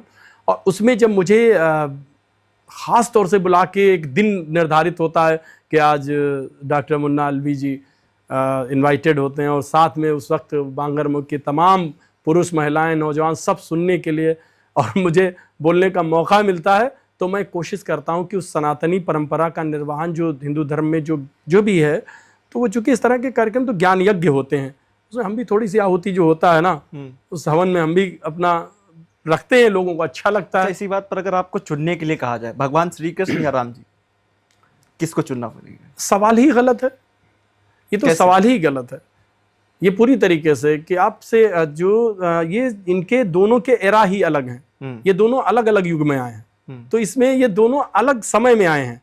जब अलग समय में आए हैं तो दोनों का अपना वो रहा होगा, उस वक्त की जरूरत, उस वक्त कौन आताताई रहा है, कौन सी ऐसी चीज चल रही थी जिसको खत्म करने के लिए इन्हें आना पड़ा था धरती पर, आपको देखना। और दोनों का एरा अलग है, जब दोनों का एरा अलग है, there is no comparison in between the Ram and Krishna. Both are important, particular time पे आए हैं, एरा अलग है दोनों। अच्छा, राजनीति में इसमें धर्म का प्रभाव पहले से कुछ ज्यादा बढ़ा है? मुझे लगता है दोनों अलग चीजें हैं, राजनीति और धर्म दोनों अलग चीजें हैं। जब राजनीति में धर्मांतरण, धर्म को लाया जाएगा, अंदर समाहित किया जाएगा, तो धर्म की राजनीति हमेशा जो है, कोई भी आप धर्म आधारित कोई भी आप देख लीजिए, किसी का भी इतिहास, तो बहुत ज्यादा दिनों तक नहीं चल सकता और बहुत अच्छा नहीं हो सकता। धर्म को अलग है, वो आस्था का विषय है, धर्म अलग है, राजनीति अलग है। राजनीति चलती है कॉन्स्टिट्यूट से, कॉन्स्टिट्यूशनल जो राइट्स जो हमको मिले हैं वो उसके लिहाज से, और कॉन्स्टिट्यूट हमें ये इजाजत देता है कि हम धर्म इबादत की अपने अपने हिसाब से उसकी वो पूजा, उपासना, प्रार्थना, दुआ, नमाज, जो पद्धतियां हैं वो आप अपनी अब कर सकते हैं। तो इसलिए इसका मुझे नहीं लगता है कि धर्म को अलग रखना चाहिए राजनीति से, क्योंकि बहुत सारे लोगों ने बहुत पहले कहा है कि जब बहुत ज्यादा जिस देश के अंदर राजा सिर्फ धर्म की राजनीति कर रहा हो, उस देश को सिर्फ गर्त में जाने से कोई नहीं रोक सकता। तो फिर ये कहेंगे क्या आपकी जो समाजवादी पार्टी है वो मुस्लिमों को लेकर के चलने की प्रयास करती है, यादवों को साथ में लेने का प्रयास करती है, बीजेपी पार्टी हिंदुत्व की राजनीति करती है, तो ये एक तरीके से ये धार्मिक मामला जो आ जाता है कि आज राजनीति पर धर्म हावी होते हुए दिखाई पड़ रहा है, और आप कह रहे हैं कि ऐसा बिल्कुल नहीं है, दोनों को एक साथ रखना है। आप फिर मैं आपसे रवि जी एक बात सवाल मेरा भी है ये कि आपने कब देखा समाजवादी पार्टी कौन से मजहब, कौन से धर्म, कौन सी जाति को सम्मान नहीं देती है? कहां पर आपने ऐसा आभास कर लिया? समाजवाद खुश करने की बात आ रही है ना, खुश करना है, तुष्टीकरण की जो राजनीति जो होती है। नहीं, ये तुष्टीकरण नहीं है रवि जी, सुनिए, समाजवाद की डेफिनेशन पहले पढ़नी पड़ेगी। क्या है डेफिनेशन? समता और संपन्नता, खुशहाली, ठीक है, और बराबरी, यही दो इसका कॉन्सेप्ट है समाजवाद। और समाजवाद में कहीं पर भी स्थान नहीं है बाकी चीजों का। इसलिए हम किसके साथ खड़े होते हैं? आप कहते हैं मुसलमानों के साथ खड़ी है ना, हम देश की संवैधानिक जो व्यवस्था है उसके साथ खड़े हैं। संवैधानिक व्यवस्था यह है कि अगर सच्चर कमेटी जिसने ये बताया था कि यहां के मुसलमानों का जो स्तर है वह यहां के दलितों से भी बदतर है। कौन सा स्तर? शैक्षणिक, आर्थिक और सामाजिक। उस सच्चर कमेटी को सम्मान करते हुए समाजवादी पार्टी के मन में हमेशा रहा है कि जो भी समाज से मुख्य धारा से पीछे रह गया है उसको आगे लाना, फिर वह चाहे अगड़ी जाति का सताया हुआ पीड़ित व्यक्ति हो, फिर वह चाहे दलित हो, फिर वह चाहे पिछड़ी जाति का हो, और फिर वह चाहे अल्पसंख्यक हो। जब ये सच्चर कमेटी कहती है तब जाकर माननीय जो हमारी जो सरकार हमारी जो अब तक रही है 4, उन्होंने हमेशा कोशिश की कि जब एक देश की इतनी बड़ी संस्था, इतने बड़े लोग जो बैठाए गए थे, जस्टिस बैठाए गए थे, जस्टिस जो सच्चर साहब थे, उनकी अध्यक्षता में कमेटी बनी थी, उसमें कहा गया था कि मुसलमान पिछड़ गया है, बहुत पीछे रह गया है, अल्पसंख्यक, उसको आगे लाने का प्रयास अगर समाजवादी पार्टी ने किया है तो ये हमारी तो विचारधारा ही है कि बराबरी, जो नीचे रह गया उसे बराबर लाओ, सबको बराबर एक साथ करो, सबका सम्मान हो, सारे धर्मों का सम्मान हो, सब लोग अच्छे से रहें, सब मिलजुल कर रहे हैं, सबका विकास हो, ये सोचा था। लेकिन फिर अभी जो सरकार रही है, जी। अखिलेश जी भी रहे और माननीय मुलायम जी नेताजी भी रहे, तो उस समय ये समानता संपन्नता क्यों नहीं ला पाए? बहुत हद तक आप कभी सोच भी नहीं सकते। जिन लोगों ने कभी सपने में भी नहीं सोचा था, उन लोगों को सदन के छोटे सदन से लेकर बड़े सदन तक पहुंचाने का काम किया है। उन जातियों के ऐसे ऐसे छोटे छोटे लोगों को, पगडंडियों पर गरीबों के रहने वाली सिर्फ समाजवादी पार्टी है जिसने जो है छोटे सदन से लेकर बड़े सदन तक पहुंचाने का सपना पूरा कराया है, ताकि वो अपने समाज के लिए, अपने लोगों के लिए आवाज वहां पर उठा सके, वहां पर अपने लोगों की बात कर सके, उनका विकास कर सके। एक उदाहरण नहीं है, मैं आपको बता सकता हूं। हमारे यहां पर ये वो पार्टी है कि बंशीधर बौद्ध बलहा सीट है, पता कर लीजिएगा। घर में छप्पर था।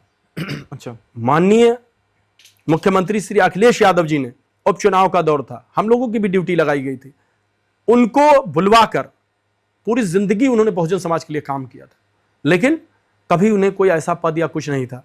साइकिल से चलना, गरीबी की हालत, उसके बाद उनको बुलाकर टिकट दिया, चुनाव लड़ाया, विधायक बने और विधायक बनने के बाद उन्हें राज्य मंत्री बनाया। ये काम समाजवादियों के पास है, ये कि जो झोपड़ी में रहने वाले को भी सपना साकार करा सकते हैं। आप अनिल प्रधान आप जानते होंगे, चित्रकूट सदर के जो विधायक है मौजूदा, आप उनका इतिहास देख लीजिए। वो भी कोई संपन्न व्यक्ति नहीं है, हवाई चप्पल में बाटा के पहन चलते हैं, आपने देखा होगा, बहुत मोटरसाइकिल, सिर्फ एक बाइक। उसके बाद भी माननीय श्री अखिलेश यादव जी की विचारधारा समाजवादी, जो माननीय नेताजी ने जो विरासत में छोड़ी है, उसके बदौलत उनको भी सपना, लोगों को बस देखा कि इनके अंदर करने का कुछ है, लोगों को जो है आगे बढ़ाना चाहते हैं, उनको दे दिया। और एक आपके सामने बैठा हुआ व्यक्ति बैठा है। बहुत सारे लोग टिकट मांगते हैं, नहीं कितने कितने लोग, धनाढ़ लोग भी टिकट मांगते हैं, सक्षम बहुत सारे लोग, लेकिन माननीय श्री अखिलेश यादव जी एग्जाम्पल सेट करते हैं, एग्जाम्पल सेट करते हैं। वो सिर्फ ये देखते हैं, उनकी सोच है कि लोगों के प्रति सेवा भाव, सेवा भाव अगर आपका लग रहा है और लग रहा है कि हाँ ये व्यक्ति समाज के अंदर जो है समाजवाद की विचारधारा से पूरी तरीके से उसी में लीन है, और ये व्यक्ति जो है लोगों के सुख दुख में हमेशा खड़ा है, जो उनकी बुनियादी सोच है माननीय अखिलेश यादव जी की, तो उसे आगे बढ़ाने का निरंतर कार्य करते हैं। हमारे यहाँ ऐसा नहीं है, कोई भी, कोई जाति, कोई धर्म, आप अगर कोई हमारा रेजिम बता दीजिए, अगर एम्बुलेंस हमने चलाई है, आप बताइए क्या उसमें जाति पूछी गई थी आपसे? कभी पूछा गया? नहीं पूछा गया। जब आप जिस एक्सप्रेस वे पर आप चलकर लखनऊ पहुंचते हैं, आप बांगरमऊ से, क्या उस पर कहीं पर कोई एक लेन अलग से बनी है किसी जाति के लिए? नहीं बनी है ना। जब आपको हम लैपटॉप बांटे जा रहे थे, 18 लाख, देश की नहीं विश्व की पहली ऐसी योजना है पूरे वर्ल्ड की, जिसमें 18 लाख लैपटॉप्स दिए गए। ये किसकी योजना? ये योजना में कहीं जाति पूछी गई, धर्म पूछा गया, कहीं हिंदू मुस्लिम पूछा गया? नहीं पूछा गया। जब हम 55 लाख महिलाओं को समाजवादी पेंशन दे रहे थे, तो आपसे कभी नहीं पूछा गया था कि आप किस जाति के हैं। ये जाति और ये धर्म, इसकी राजनीति समाजवाद में कोई स्थान नहीं है, और पूंजीवाद का भी कोई स्थान नहीं। अभी जैसे कि अभी आप बात कर रहे थे ना कि साइकिल से चलने वाले लोग हैं यहाँ जी, साइकिल से चलते चलते कब आप लोग फॉर्च्यूनर, स्कॉर्पियो और ये बड़ी बड़ी गाड़ियों में घूमने लगे, जिनको आप समानता और संपन्नता बनाने के लिए, जिनको आप संपन्न बनाना चाहते थे, आज वो वहीं के वहीं हैं। और बहुत सारे आप ही लोगों में से जो साइकिल को लेकर के चलाने की बात करते थे, आज फॉर्च्यूनर और स्कॉर्पियो में चल रहे हैं। मैं कह रहा हूं ना, उनके अतीत में आप देखिएगा जाके, बहुत सारे लोग, संपन्नता का मतलब आप समझ पा रहे हैं, और समानता का मतलब, समानता का मतलब ये होता है कि यदि कोई बहुत ऊंचाई पर है और एक बहुत नीचे है, तो नीचे वाले को कोशिश करना है ऊपर तक लाना, ठीक है ना, नीचे से ऊपर, ऐसा नहीं कि ऊपर वाले को नीचे खींच लाना। हमारा मकसद ये है कि नीचे से जो ये लोग हैं, अगर ये अपने काम भी अपने करके, कोई धंधा पानी बिजनेस सबके अपने हैं, अगर करके वो जा रहा है, तो हम उसे एक माहौल देते हैं, हम उसे एक ऐसा जरूर माहौल देते हैं। कोई भी व्यक्ति अगर उसके अंदर कोई ऐसा कोई क्षमता है, वो आगे बढ़ना चाहता है व्यापार में, सारी चीजों में, तो वो बढ़ेगा। उसे हाँ, राजनीति के जरिए हमने भ्रष्टाचार पर हमेशा लगाम लगाई है। राजनीति के जरिए आगे बढ़ने का कभी भी कोई दम नहीं भर सकता। हमारे यहाँ समाजवादी पार्टी में लोगों को हाँ ये जरूर सपना दिखाते हैं कि यस, हवाई चप्पल पहनकर जो सपना दिखाया था देश के सबसे बड़ी कुर्सी पर बैठे व्यक्ति ने, कि हवाई चप्पल वालों को हम चलवा देंगे, आपको भी याद होगा, मुझे याद है, ठीक है ना। लेकिन हमने हवाई चप्पल वाले को हवाई जहाज पे चलाने का काम अनिल प्रधान के रूप में करके दिखा दिया। वो हवाई जहाज पे चल सकते हैं, वो आज सदन के सदस्य हैं। यह काम हवाई चप्पल वाले को एक बता दीजिए, जिसको किसी को किया हो इन्होंने कि उसे इतनी बड़ी जो है जिम्मेदारी तक पहुंचाने का काम किया। ये होता है असली में हवाई चप्पल वाले को हवाई जहाज में यात्रा कराने का। वरना तो आपने देखा था अभी आपने देखा हवाई जहाज के क्या हालात थे, अभी वो भी आप देख चुके हो। मैंने देखा। ठीक है ना, ये देश लाइन में परेशान है, बस लाइन में लगा है जब से सरकारें आई। नहीं तो फिर इसी को देखते हैं ना, अभी रसोई के जो समाज की अगर बात करें तो रसोई के सिलेंडर मिल ही नहीं रहे हैं, और लोग बल्कि हमारे जो केंद्रीय मंत्री हैं वो कह रहे हैं कि हमारे यहाँ गैस की कोई कमी नहीं है, किल्लत नहीं है जी। तो फिर कौन झूठ बोल रहा है? क्योंकि जब आप जाते हैं, रोड पे निकलते हैं और जब सिलेंडर की लाइनों में लगना पड़ता है आपको, और वहीं से पीछे से बयान आता है कि कोई कमी नहीं गैस की किल्लत की, तो इसको आप क्या कहना चाहेंगे? डबल स्टैंडर्ड वाली बातें, रोड पे कुछ और है, जमीन पे कुछ और है, और मंत्री के मुख से बयान कुछ और है। देखिए बहुत महत्वपूर्ण सवाल है। जैसा राजा वैसे उनके मंत्री। अच्छा, सभी दरबारी हैं, खुश कर रहे हैं अपने राजा को। प्रजा की आंखों में धोखा और झूठ, मैंने पहले भी कहा था कि झूठ बोलने में माहिर है भारतीय जनता पार्टी। सरेआम आप रोड पर आप देख रहे हैं, लगातार लोग लाइन में लगे हुए हैं, लेकिन उनकी निगाह में कहीं लाइन नहीं लगी है। आपको कोविड का भी वो दौर याद होगा जिसमें इन्होंने कहा था कोई ऑक्सीजन की कमी नहीं, तो फिर इतनी सारी मौतें किस लिए हुई थी? ऑक्सीजन की कमियों से किस तरीके की कतार लगी थी? मानेंगे नहीं। इनको झूठ बोलने में एक महारत हासिल है, लोगों को बरगलाने में, इस तरीके की बातें कर देना कि लोग सपने देखने लगे, और इन बातों से, मुद्दों से जो सच है बिल्कुल। रसोई गैस आज सरेआम आपको मालूम है कि जो आपकी रसोई गैस थी उसका दाम कल कितना बढ़ा था, और साथ ही उसके साथ में जो कमर्शियल गैस थी उसका 115 या 115 बढ़ा, 65 आई थिंक उसमें बढ़ा दिया तुरंत ना। ये 60 रुपए उसमें बढ़ा, 60 उसमें और 115 आप देख रहे हैं ना लगातार। ये अभी पहला दिन है, ये पहला 2 4 5 दिनों का, 7 दिनों का झटका है, और आप देखते रहिएगा इनका। जब आप ये रहेंगे तो आपको दूसरी तरफ ले जाएंगे, आपको धर्म की बातें करने लगेंगे, आपकी बुनियादी चीजों से हटाएंगे। आप इनके झूठ का एक है, ये एक गैस का मामला नहीं है, ये सिर्फ ऑक्सीजन की कमी का मामला कोविड का नहीं है। इन्होंने तो 15 लाख का भी वादा किया था, इनके लिए जुमला है। ये इन्होंने 2 करोड़ का भी वादा कर दिया था कि सबको नौकरियां देंगे। सब का सब आपको सारी चीजें इनके बारे में मालूम है। तो मैंने कहा ना कि बहुत ही इनके अंदर जो है, देश के अंदर बस सिर्फ एक ही पोलराइजेशन की राजनीति करना, और इसके लिए कुछ नहीं। कोई देश और दुनिया, देश के अंदर क्या हो रहा है, क्या परेशानियां हैं, कैसे लोग, महिलाएं परेशान हैं, उज्ज्वला के नाम पर सिलेंडर दे के वो घरों में रखा हुआ, भराने की आज स्थिति नहीं, कोई बोलने वाला नहीं। ये इनकी विदेश नीति है, ये इनकी विदेश नीति है, समझ लीजिए आप। रैपिड, आप इसी क्रम को आगे बढ़ाते हैं। और डॉक्टर साहब, जो रैपिड फायर राउंड होता है, जानते होंगे बहुत अच्छी तरीके से। रैपिड फायर में आपके पास बहुत तेजी से सवाल पूछूंगा मैं आपसे, और आपको कुछ सेकंड में ही 5 सेकंड, 2 से 5 सेकंड के बीच में आपका जवाब देना, और एक चीज को फंसाएंगे आप। हाँ, सोच तो यही रहा हूं, लेकिन 2 से 5 सेकंड के बीच में आपको आंसर देने हैं उसके। शुरू किया जाए इसको? जी बिल्कुल, रेडी हैं? ठीक है, पहला हमारा सवाल आपसे ये है कि अखिलेश यादव, शिवपाल यादव, किससे ज्यादा डांट पड़ने का डर लगता है? देखिए लंबा नहीं, सिर्फ 2 लोगों को चूज करना है। देखिए, चाचा तो प्यार करते हैं, चाचा हमेशा भतीजों को प्यार करते हैं, वो डांटेंगे कहां से? हाँ। तो चाचा की तरफ से कोई डांट का कोई इशू नहीं ना। माननीय अखिलेश यादव जी कभी डांटते हैं, बल्कि वो तो हमेशा समझाते हैं, प्यार देते हैं। राजनीति में जरूरी क्या है, विराट कोहली का एग्रेशन या MS धोनी का कूल दिमाग? मुझे लगता है कि समय समय पर जो है आपको विराट कोहली भी बनना पड़ता है इसमें, और MS धोनी भी बनना पड़ता है। बांगरमुखी की जनता के लिए आप क्या हैं, नेता या डॉक्टर? मुझे लगता है कि एक सेवक। ना नेता है ना डॉक्टर। मैं डॉक्टर भी हूं, जिसमें सेवा भाव है मेरे अंदर, और समय जब भी मेरे अंदर मिलता है, मैं राजनीति के लिए, जो आप लोग जानते हैं कि क्लिनिक से उठने के बाद मैं फिर सेवा भाव के दूसरे उस पे फील्ड पे चला जाता हूं, जिसे राजनीति कहते हैं। अच्छा, क्रिकेट की गुगली संभालना आसान है या राजनीति की गुटबाजी? देखिए, ये दोनों इसका हिस्सा हैं। क्रिकेट में गुगली के बगैर क्रिकेट इम्पॉसिबल है, और इधर जो है राजनीति में इस तरह की जो है गुटबाजी विचारों की होती है, ये सब चलता रहता है, ये स्वाभाविक चीजें हैं, नेचुरल। अगला है, राजनीति में ज्यादा ताकत किसमें है, काम में या छवि में? मुझे लगता है कि काम करके छवि बनाए, वो सबसे स्ट्रांग है। कोई एक चीज नहीं चूज करेंगे? मेरे हिसाब से छवि तभी बनती है जब आप काम करते हैं। काम मेरे लिए प्रायोरिटी है, प्राथमिकता है। ये था डॉक्टर साहब हमारा रैपिड फायर, जिसमें हमने आपसे सवाल पूछे। अगला जो क्रम लेके चलते हैं, बांगरमऊ के जो मुद्दे हैं, ज्वलंत मुद्दे हैं, जिन पर मुझे लगता है, क्योंकि आप 162 विधानसभा क्षेत्र से आते हैं और बांगरमऊ विधानसभा क्षेत्र में हैं, तो वहां के मुद्दों पर आपकी विचार क्या है? उसको जानना जो इस पॉडकास्ट को देख रहे हैं उनके लिए बहुत जरूरी है, जिससे कि अगर आप विजनरी हैं तो आपकी विजन को वो समझ पाए। तो पहला सवाल आपके लिए है, बांगरमो अस्पताल में इलाज मिलता है या मरीजों को रेफर का टिकट मिलता है? मुझे लगता है कि बहुत सारा कई बारी इस तरह की शिकायतें मिलती रहती हैं और कुछ सुविधाओं की कमी भी है बांगरमो में। तो डॉक्टर के भी कहीं ना कहीं पर कभी कभी एक वो बन जा चुके, मैं उसी पेशे से हूं तो मैं बता सकता हूं कि डॉक्टर्स बिना एसेट के जो है आगे जो है रिस्क नहीं ले सकता। तो मुझे लगता है कि सबसे पहले हाँ, अगर वहां पर एसेट्स हैं किसी संस्था में और फिर भी डॉक्टर उस पर काम नहीं कर रहा है तो फिर निश्चित तौर पे जो है ये गलती जो है, आपका जो रेफर टिकट है वो गलत है। बट लेकिन अगर हमें मालूम है कि उस तरीके की यहाँ पर वो व्यवस्था नहीं है, जैसे यहाँ पर बहुत सारी चीज़ों की अभी ज़रूरत है, आपको भी मालूम है, जो अभी बुनियादी स्तर पर जितनी भीड़ है बांगरमो सामुदायिक स्वास्थ्य केंद्र में, उसमें उस तरीके की चीज़ें अभी नहीं है। प्लीज़ वो हो जाएं तो मुझे सरकार को और यहाँ के जनप्रतिनिधि को ध्यान देना चाहिए।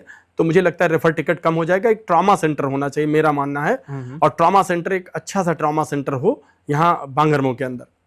अच्छा, यहाँ की सड़कों में गड्ढे ज्यादा हैं या गड्ढों में सड़क हैं? इस पर हम पहले भी बात कर चुके हैं, लेकिन आपके हिसाब से क्या है, क्योंकि अभी डामरीकरण भी हुआ है।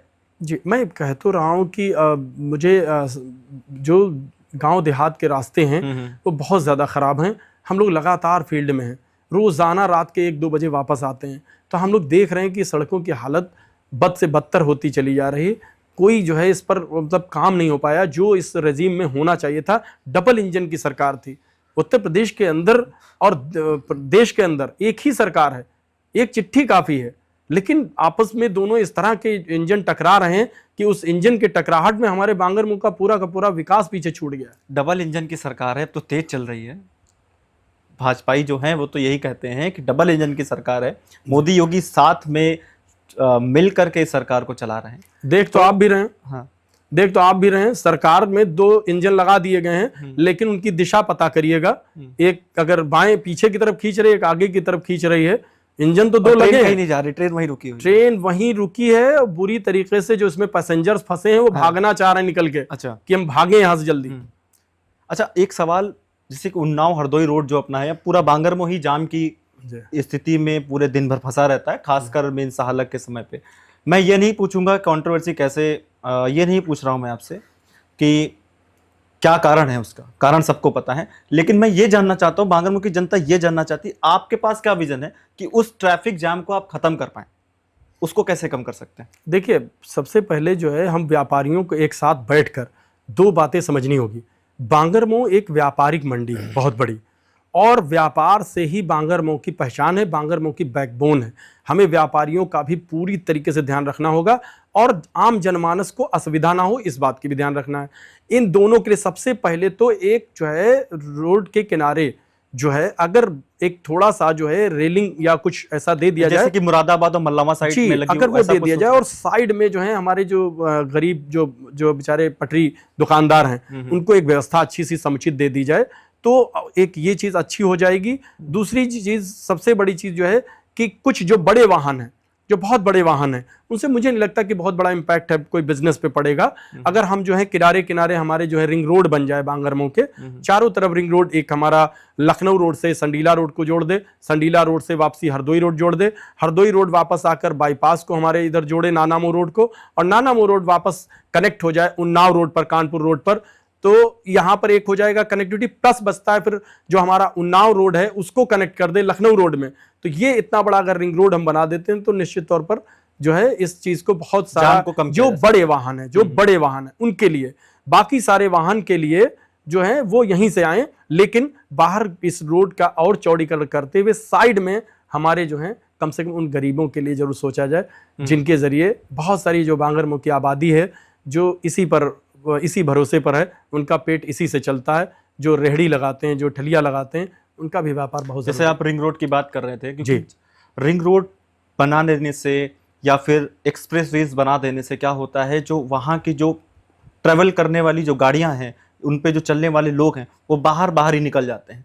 तो जो लोकल वो होती है बिजनेस जो होता है, उसकी वजह से वो भी तो खत्म हो जाता है। तो इससे भी तो व्यापारी का जो व्यापार मिलता है वो भी तो कम हो जाएगा। ये बात मैंने पहले ही कही आपसे कि हमें हमेशा जो है वहाँ के व्यापारियों से, सबसे पहले जब मैंने स्टार्ट किया था अपना, जो आपने सुना है मेरी पूरी बात, मैंने यही कहा कि वहाँ के जितने भी छोटे बड़े दुकानदार व्यापारी, जो औद्योगिक संगठन है हमारे यहाँ, बड़े बड़े संगठन हैं, वो लोग बैठाए जाएं और उनसे एक मशवरा लिया जाए, एक राय शुमारी की जाए, और उस सजेशन के आधार पर अगर लगता है कि अगर सिर्फ बड़े वाहन जिनके जो है वहां पर आपका हो कि ट्रक वगैरह के लिए अगर कोई इस तरह की एंट्रीज कर दी जाए बाहर से, बाकी सब अंदर से जाएंगे, तो लोग इतना लंबा 10-20 किलोमीटर चलने के बजाय अपना पेट्रोल, अपना समय बचाने के लिए लोग अंदर से ही निकल जाएंगे, जो आपकी 4 व्हीलर्स हैं। और 4 व्हीलर्स अगर अंदर आती नहीं और बाइक आती नहीं, तो आपके व्यापार पर कोई इंपैक्ट बांगरमऊ के नहीं पड़ेगा, वो उसी तरीके एज सच चलता रहेगा। राशन की दुकानों पर घटतौली की समस्या जी सब जगह लगभग देखने को मिल जाती है, और बांगरमऊ में भी ऐसी चीज़ें कई बार, क्योंकि मैंने भी एक बार सर्वे किया था और मैं जब ग्राउंड रिपोर्टिंग करता था तो मैंने भी कई बार देखा है कि लोगों को जितना बताया जाता उतना उनको मिलता नहीं राशन। तो उसके लिए आप क्या एक्शन लेंगे? मैं तो कह रहा हूं कि ये जो है ये सब मिली भगत होती है, ये सब मिली भगत हो रही है, ये भ्रष्टाचार जो बंदर बांट है, इस पर बहुत ही स्पष्ट जिस दिन भी हम लोग बनेंगे तो निश्चित तौर पर हमारी पहली कोशिश होगी, प्राथमिकता, कि ईमानदारी के साथ जो है इसका वितरण हो। जो राशन प्रणाली है इसको और ज़्यादा दुरुस्त कैसे किया जाए, इसमें जो है घटतौली हो, ये बिल्कुल गलत है और ये गरीबों का हक है, उन्हें मिलना चाहिए। इस पर बहुत शासन को सख्त कदम उठानी चाहिए। लेकिन जब सभी नीचे से ऊपर तक अगर पूरा भ्रष्टाचार का सिस्टम संलिप्त हो, तो फिर निश्चित तौर पर फिर जो है कहीं ना कहीं उनकी मजबूरी रही है, हमारे जो ये राशन प्रणाली के जो विक्रेता होते हैं, कुटेदार, उन पर कहीं ना कहीं कोई ना कोई तो अनचाहा दबाव है, या आप भी समझ सकते हो। अगर उन्हें कहीं ना कहीं तो कोई जो पूजा करनी पड़ रही जाके, तभी तो इस तरीके का कहीं चढ़ावा जरूर चढ़ रहा है, इसी वजह से तो ये सब हो रहा होगा। तो अगर मुन्ना अलवी डॉक्टर साहब, अगर बांगरमऊ की जनता आपको विधायक बना देती है, तो आप क्या कोई टास्क फोर्स या कोई टीम बनाएंगे इसको कम करने के लिए? क्या प्लानिंग है वो जानना चाहते हैं। अभी आपने कुछ चीजें बताई, लेकिन क्लैरिटी के साथ में कैसे कम करेंगे? मैं एक्चुअली स्वयं का मेरा ये आइडिया नहीं है, बट मैंने राजनीति में सीखा है। मैं एक बारी गया था, जो हमारे बहुत ही सीनियर वरिष्ठ जो हैं मंत्री हैं, आदरणीय जो आजम खान साहब के घर पे मैं गया था। उनके यहाँ ऑफिस में मैंने एक चीज देखी थी, उनके यहाँ बॉक्स रखा रहता था, और बॉक्स जो है विभाग वाइज रखा हुआ है, टीन का एक डब्बा होता था बड़ा सा, हाँ वो बड़ी इंटरनल चीज शिकायत पेटिका वाली, जी वो बना रहता था, और उसमें एक ताला बड़ा सा लगा रहता था, उसकी चाबी स्वयं माननीय मंत्री आजम खान साहब के पास रहती थी। मैं आपको ऑनेस्टी बताता हूँ, उनकी ईमानदारी आप देखिए, उनके जैसा लीडर होना आज उन्हें आपको मालूम है साजिश के तहत कहाँ पहुंचाया गया। उस ऐसे ईमानदार आदमी को बकरी मुर्गी और क्या क्या चोरी, किताब चोरी, जिसने किताबों के लिए इतना बड़ा काम किया। खैर, मैं आपको जो बताना चाह रहा था, उनके यहाँ मैंने देखा था राशन से संबंधित उसके लिए एक बॉक्स रखा हुआ था, और उसमें आप जो है अपनी शिकायत लिखकर डाल सकते थे कि हमारे साथ ये हो रहा है, आपके साथ घटतौली या जो भी है। तो जब भी वो सैटरडे में जब जाते थे अपने घर यहाँ लखनऊ से, तुरंत उसको बॉक्स की चाबी सिर्फ उन्हीं के पास थी, और खोलते थे, खुद पढ़ते थे नाइट में ले जाके पूरा गट्ठर, और उस पर तुरंत के तुरंत जो है वहां के उपजिलाधिकारी को बुलाकर तुरंत अगर कहीं कोई गलती कार्रवाई कराने का काम तुरंत करते थे, तुरंत संज्ञान में लाते थे। तो मैं भी कुछ ऐसा करूंगा, जनता के लिए जवाबदेह बनूंगा, और ऐसी ही एक इससे भी स्ट्रांग डिजिटल व्यवस्था, ये वक्त वो था, आज और ज्यादा डिजिटलाइजेशन करके इसको मैं किसी भी तरीके से इसको कोशिश करूंगा कि ग्राउंड लेवल पर इसको 0 लेवल तक पहुंचाऊं भ्रष्टाचार को। अच्छा, बांगरमऊ में जैसे कि आपको सपोज दैट एक हाइपोथेटिकल सवाल लेते हैं, अगर आपको कोई जादू की छड़ी मिल जाए तो सबसे पहला वो काम कौन सा करेंगे बांगरमऊ के लिए, जो आपके दिमाग में आता है कि अगर मुझे अभी कुछ करना हो तो अभी मैं कर सकता हूँ? ये मुझे लगता है कि रवि जी दिल खुश कर दिया है, लेकिन इस सवाल में बड़ी मतलब मेरे अंदर की ना, मैं भी बहुत कभी कभी कुंठित जब हो जाता हूँ। मुझे लगता है मेरा बांगरमऊ, इसी जमीन में पला हूँ, मेरा बांगरमऊ। जब मैं देखता हूँ कि 2-2 दर्जन से ज्यादा बसें बांगरमऊ के अंदर लाइन लगी हुई है, कहाँ जा रही? दिल्ली जा रही, ये कहाँ भर के जा रही? ये लुधियाना जा रही, ये कहाँ जा रही? ये चंडीगढ़ जा रही, ये कहाँ जा रहे हैं? ये गुड़गांव चले जा रहे हैं। कहाँ जा रहे भैया, किस लिए जा रहे हैं? ये सारे के सारे लोग हमारे वहां पर जा रहे हैं रोजगार के लिए। ये तो सबसे पहले पलायन व्यवस्था को खत्म, ये जो मेरा पहला व्यवस्था, कि मैं इतने बड़े लेवल पर तो नहीं कर सकता, लेकिन मेरी जितनी भी स्थिति है एक जो है एक प्रतिनिधि की, यदि मुझे मौका मिलता है, मेरे आशीर्वाद ब्लेसिंग मेरे बांगरमऊ की मिल रही है हमेशा, तो मैं इस आशीर्वाद के जरिए आज एक वादा करता हूं, मेरा एक सपना है कि बांगरमऊ के अंदर यूपीएसआईडीसी का गठन करूंगा, जो कि बांगरमऊ के अंदर कभी अभी मेरा ब्लूप्रिंट है मेरे दिमाग में, जिसके लिए कि मैं यूपीएसआईडीसी को बांगरमऊ के अंदर लाने का प्रयास करूंगा, जिसके अंतर्गत कम से कम 100-200 जो है फैक्ट्रियों के लिए प्लॉट होंगे, गवर्नमेंट के प्लॉट होंगे, जहां पर मैं कोशिश करूंगा कि उनका किसी इन्वेस्टर्स को लाने की कोशिश करूंगा वहां पर, ताकि छोटी छोटी फैक्ट्रियां और ये सब लगें, और हमारे लोगों को जो पलायन कर रहे हैं उनको काम अपने ही गांव अपने यहाँ रहकर मिल जाओ, शाम को अपने घर चले जाएं सुरक्षित। बांगरमऊ में अगर व्यापारियों के व्यापार को बढ़ाने के लिए आपका क्या विजन है? थोड़ा सा जल्दी कीजिएगा, कम समय हम लोगों के पास में, थोड़ा सा शॉर्ट में, कि बांगरमऊ में अगर व्यापार को बढ़ाना है तो कैसे बढ़ा सकते हैं आप? देखिए, बांगरमऊ में व्यापारी जो मैंने कहा ना, उनके ब्लड में वो खुद ऑलरेडी अच्छे व्यापारी हैं, उनको बस उन्हें चाहिए सुरक्षा, उन्हें चाहिए अच्छी जो है सड़क व्यवस्था, जाम ना हो, वहाँ पर बिजली की अच्छी व्यवस्था हो, और ख़ास तौर से जैसे कभी कभी नुकसान सुनने में आ जाते हैं तो लोग डरते हैं आग लग जाती है मंडी में, तो इस तरीके की बढ़िया व्यापक व्यवस्था इसकी होनी चाहिए, अग्निशमन की, ये सारी चीज़ की। तो ये है, और उनको एक बहुत ही खुला माहौल मिलना चाहिए।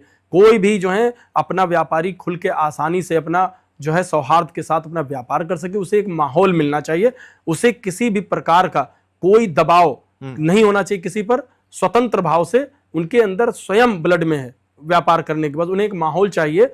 गवर्नमेंट अच्छी होती है तो निश्चित तौर पे व्यापारी बड़ा सुखी महसूस करते हैं, अच्छा करते हैं। अच्छा, एक चलते चलते हम लोग सवालों की अंतिम श्रृंखला पे पहुंच चुके हैं। सवाल बहुत सारे हैं और अभी बहुत सारे सवाल मेरे पास बाकी हैं, लेकिन कम समय के चलते मैं जल्दी कोशिश कर रहा हूं खत्म करने की। अब कुछ एक रैपिड फायर फिर से आपके साथ खेलते हैं, और क्विक से जवाब देने हैं आपको, छोटे छोटे से, क्योंकि समय बहुत कम है और सवाल बहुत ज्यादा है।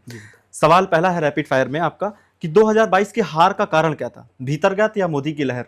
देखिए, मैं ये सब चीज़ों में जो आप कह रहे हैं कि भीतरघात या मोदी जी की लहर, मैं सिर्फ इतना जानता हूं कि मुझे कम वक्त मिला, जो मुझे समय कम मिला, वो एक कारण बना कि मैं अपना जो मैसेज है, मैं बहुत सारा वोट पाके, बांगरमऊ में इतिहास रचा गया है, इतना कभी समाजवादी पार्टी को जीवन में वोट नहीं मिला जितना मिला है मुझे, और जनपद में सबसे कम अंतर से हम लोग हारे। रैपिड फायर है जी। क्या टिकट मिलने में देरी हुई जिसमें से आपको? मैंने पहले कहा। अच्छा, मतलब टिकट मिलने में देरी हुई। जो देरी हुई तो शायद मैं अपना जो है जनसंपर्क में वहां तक ना पहुंच पाया, अपना मैसेज नहीं दे पाया। अगर समाजवादी पार्टी ने 2027 में आपको टिकट नहीं दिया तो क्या आप निर्दलीय लड़ेंगे? क्या आप साइकिल पंचर करके दूसरे की गाड़ी में निर्दलीय खड़े हो जाएंगे या दूसरी पार्टी के साथ में? जी देखिए, मेरे ब्लड में समाजवाद है, मैंने आइडियोलॉजी पे काम किया है, मैंने स्वयं के व्यक्ति उसके लिए बढ़ने के लिए नहीं। मुझे उत्तर प्रदेश के अंदर समाजवादी सरकार चाहिए, माननीय मुख्यमंत्री अखिलेश यादव जी चाहिए, मैं लड़ूं या कोई मेरा भाई लड़ेगा, मुन्ना अलवी बनकर लड़ाऊंगा पूरी ईमानदारी के साथ। थोड़ा सा जल्दी करते हैं, क्या आप कैमरे पे दावा करते हैं कि 2027 में आप बांगरमऊ जीतेंगे? मुझे इतना विश्वास है अपने बांगरमऊ की देवतुल्य जनता पर कि मेरा बांगरमऊ इंतजार में है कि 2027 में एक ऐसा व्यक्ति जो कम से कम सदन के अंदर जाए और बांगरमऊ के लिए कुछ विशेष कार्य, विशेष पैकेज और विशेष सोच रखता हो, जिसके पास कोई रोड मैप हो, जिसका कोई ब्लूप्रिंट हो, ऐसा व्यक्ति अब जाना चाहिए। लोग ऊब चुके हैं, इंतजार कर रहे हैं 27 में ऐसे व्यक्ति को आगे जाना चाहिए, मेरा अपना विश्वास। लास्ट सवाल है, गीता, कुरान या फिर संविधान में से आप तीनों में से क्या चूज करेंगे? जल्दी से बताइएगा। अब देखिए, ये सवाल एक अजीब सा है कि संविधान को आपने गीता और कुरान के खिलाफ खड़ा कर दिया है, जबकि ना संविधान को आप दुश्मन साबित कर सकते गीता और कुरान में, लेकिन मैं कहता हूं संविधान को इसलिए बहुत ज्यादा हम लोग चाहते हैं क्योंकि मेरा इस्लाम धर्म कहता है कि जिस देश में आप रहते हो उसके आईन, उसके संविधान से आपको प्रेम करना है, मानना है, कानून को मानना है। तो मेरा संविधान मुझे ये इजाजत देता है कि अपने इस्लाम धर्म की खूब अच्छे से आप जो है उसका जो अनुकरण करिए, उस पर चलिए, इस्लाम को फॉलो करिए। सर तो इसलिए इसमें थोड़ा सा रैपिड फायर में आपको सुनना पड़ेगा, क्योंकि इसलिए मैं ये कहता हूं कि गीता और कुरान की आजादी भी यही देता है संविधान कि आप पढ़िए किसी देश के अंदर रहकर, वही की तो हम लड़ाई लड़ रहे हैं कि संविधान तो इन दोनों को आगे ले जाना चाहता है। इसलिए मैं संविधान का तो हमेशा सम्मान करता हूं और वही हमें ये इजाजत भी दे रहा है देश के अंदर कुरान पढ़ने की। चलते चलते आखिरी सवाल, मुलायम सिंह यादव और अखिलेश यादव जी के साथ में कोई यादगार पल जो रहा हो आपके साथ में, वो एक किस्सा कोई जो दिमाग में गूंजता है? बहुत सारे, एक कोई जो सबसे ज्यादा आपको? नेताजी के बारे में तो बहुत ज्यादा है। नेताजी के बारे में मैं हालांकि आदरणीय श्री अखिलेश यादव जी के साथ तो लगातार रहा हूं 2006 से, बट नेताजी मैं कह सकता हूं मुझ जैसे छोटे छोटे कार्यकर्ताओं के बारे में, एक सरकार रहते हुए माननीय श्री अखिलेश यादव जी मुख्यमंत्री थे और मैं सिर्फ मिलने गया था नेताजी से, और नेताजी ने ऐसे ही यूं ही बस ऐसे देखा, सारी बातें सुनी और हमेशा मिलते थे वो मुझे, तो उन्होंने तत्काल फ़ोन कर दिया मुख्यमंत्री जी को, जबकि वो स्टेज पे स्पीच चल रही थी, वो राज्यपाल जी की उनकी जो है वो चल रही थी शपथ, है ना, उनका वो बढ़ा था, शायद उनका जो वर्ष बढ़ाए गए थे उनका कार्यकाल। वहाँ से कॉल करके पूछते हैं मेरे बारे में, कहते हैं कि क्या ये अलवी मेरे पास बैठे हैं, डॉक्टर अलवी, तो क्या इनका कुछ किया आपने? तो उन्होंने बोला, उधर से जवाब दिया पॉजिटिव और तमाम बातें हुई। तो मैं ये कहना चाहता हूँ कि एक अदना से छोटे से कार्यकर्ता को नेताजी ने, बताइए, फ़ोन करके, तत्कालीन मुख्यमंत्री उनको फ़ोन कर दिया, मैंने कहा भी नहीं, फिर भी उन्होंने फ़ोन कर दिया। मैं याद है मुझे नेताजी, जब मैं पहली बार जब मैं गया था, स्टेट कमेटी का मेंबर था, मैं बोला था और मैंने बोला, मैं भावुक हूँ इस वक्त, मेरा एक एक रोम खड़ा हो जाता है उनको देख सकता हूँ कि नेताजी के सामने उन्होंने ही मुझे सबसे पहले जब मुझे माइक मिला और मैंने बोलने का प्रयास किया, तो मैंने नेगेटिव चीज़ें बोली जो समाज के अंदर हमारे पार्टी में कहीं भी कोई गड़बड़ी थी, मैंने उसको उजागर किया। तमाम लोगों ने रोकने के लिए नेताजी ने पीठ थपथपाई, बोला बोलने दो, और नेता वही है। उन्होंने जब मेरा स्पीच खत्म हुई थी अपने पास बुलाया और पीठ थपथपाई स्टेज पे और कहा कि नेता वही जो अपने नेता के सामने भी जो है सच बोलने की हिम्मत रखता हो, है ना। कोई लालसा नहीं थी मेरे अंदर, कोई लाल बत्ती और इस सब की विधायकी की आज भी, तो इसलिए मैंने सच बोला। वो मुझे हमेशा जब कभी कोई मंच लगाते थे, जाड़े में बैठे रहते थे अक्सर, तो मुझे बुला के एलवी को माइक दो, इससे सुनना है, बोलना है, तो बहुत कुछ किया। माननीय अखिलेश यादव जी के साथ तो अनगिनत हैं, बहुत सारी यादें हैं, वो फिर हम लोग किसी और में करेंगे जी। अच्छा, जो फलहारी बाबा जो हैं कटरी के क्षेत्र में जो आंदोलन कर रहे हैं, गंगा कटरी बचाओ, उसको लेकर के क्या कहना चाहते हैं आप? बहुत अच्छे व्यक्ति हैं और बहुत अच्छी सोच और विचारधारा के साथ वो कार्य कर रहे हैं। इस समय उनकी जो विचारधारा है कि वहाँ पर जो है कटरी में बहुत दिनों तक वहाँ पर एक पुलिया कट गई थी, जिसकी वजह से शिवराजपुर कानपुर जाने वाला एक मुख्य मार्ग है, लोगों को बहुत किलोमीटर, कितने किलोमीटर आपको घूम के जाना पड़ता था, और वरना यहाँ से कटरी के क्षेत्र के लोग डायरेक्ट जाते थे, नौकरी करते थे, दिन भर दिनचर्या करते थे, वहाँ कोई मजदूरी करता था, वापस आ जाता था। लेकिन उसको बड़ी मुश्किल से हम लोगों ने आवाज़ उठाई थी, तब जाके वो बनी। बनने के बाद अभी जब कट गई तो कोई पूछने वाला नहीं है, कोई आवागमन 4 व्हीलर का नहीं है वहाँ पर। इसलिए फलाहरी बाबा ने, उन्होंने कहा है कि इसकी जो मुख्य धारा जो है, इसको वैज्ञानिक ढंग से कहीं ना कहीं साइड किया जाए, दूसरी तरफ मोड़ा जाए। एक तो ये, और दूसरे इसका जो है 4 लेन बंधा बनना चाहिए। मैं उनके लिए, मैं खुद गया था चलकर, और उन्होंने एक जो है वहाँ पर ज्ञान यज्ञ रखा था, उन्होंने उसके लिए हवन रखा था, तो उसमें भी हम लोग गए थे और कहा था कि आपके प्रत्येक संकल्प के साथ जो आप ये कार्य कर रहे हैं, आपके साथ हैं, उनके साथ जो भी वो मुझे ऑर्डर करते हैं, मैं वो लगातार जा रहा हूँ। हम लोग अपने कटरी का जो अभियान चला रहे थे, उन्हें बचाने का, कटरी का बढ़ाने का, उसको तरक्की करने का, जो मेरे मैनिफेस्टो में मैंने लिखा था, वो कटरी समग्र विकास जो हमारा है करना मैं चाहता हूँ। और उसी में जैसे कि वहाँ किनारे किनारे बंधा बनने की मैंने पहले भी बात कही है, उसी चीज़ को वो भी दोहरा रहे हैं, इसलिए मैं उनके हमेशा साथ हूँ। लास्ट और अंतिम सवाल हमारा सिर्फ आपसे है कि बांगरमो में रिक्शा वसूली जो की जाती है, हर रिक्शा वाले से डेली 20 रुपए लिए जाते हैं, चौथ, तो उसके लेकर के क्या है? ये आखिरी सवाल है आपका, इसको खत्म करते हैं, इसके बाद में स्पॉट। मैंने कहा ना कि भ्रष्टाचार के मामले में मतलब बिल्कुल लोग खून के आंसू रो रहे हैं। बांगरमो के रिक्शा चालक कैसे होंगे आप जानते हैं, उनकी आर्थिक स्थिति क्या रही होगी, उनसे उनको भी नहीं छोड़ा जा रहा है।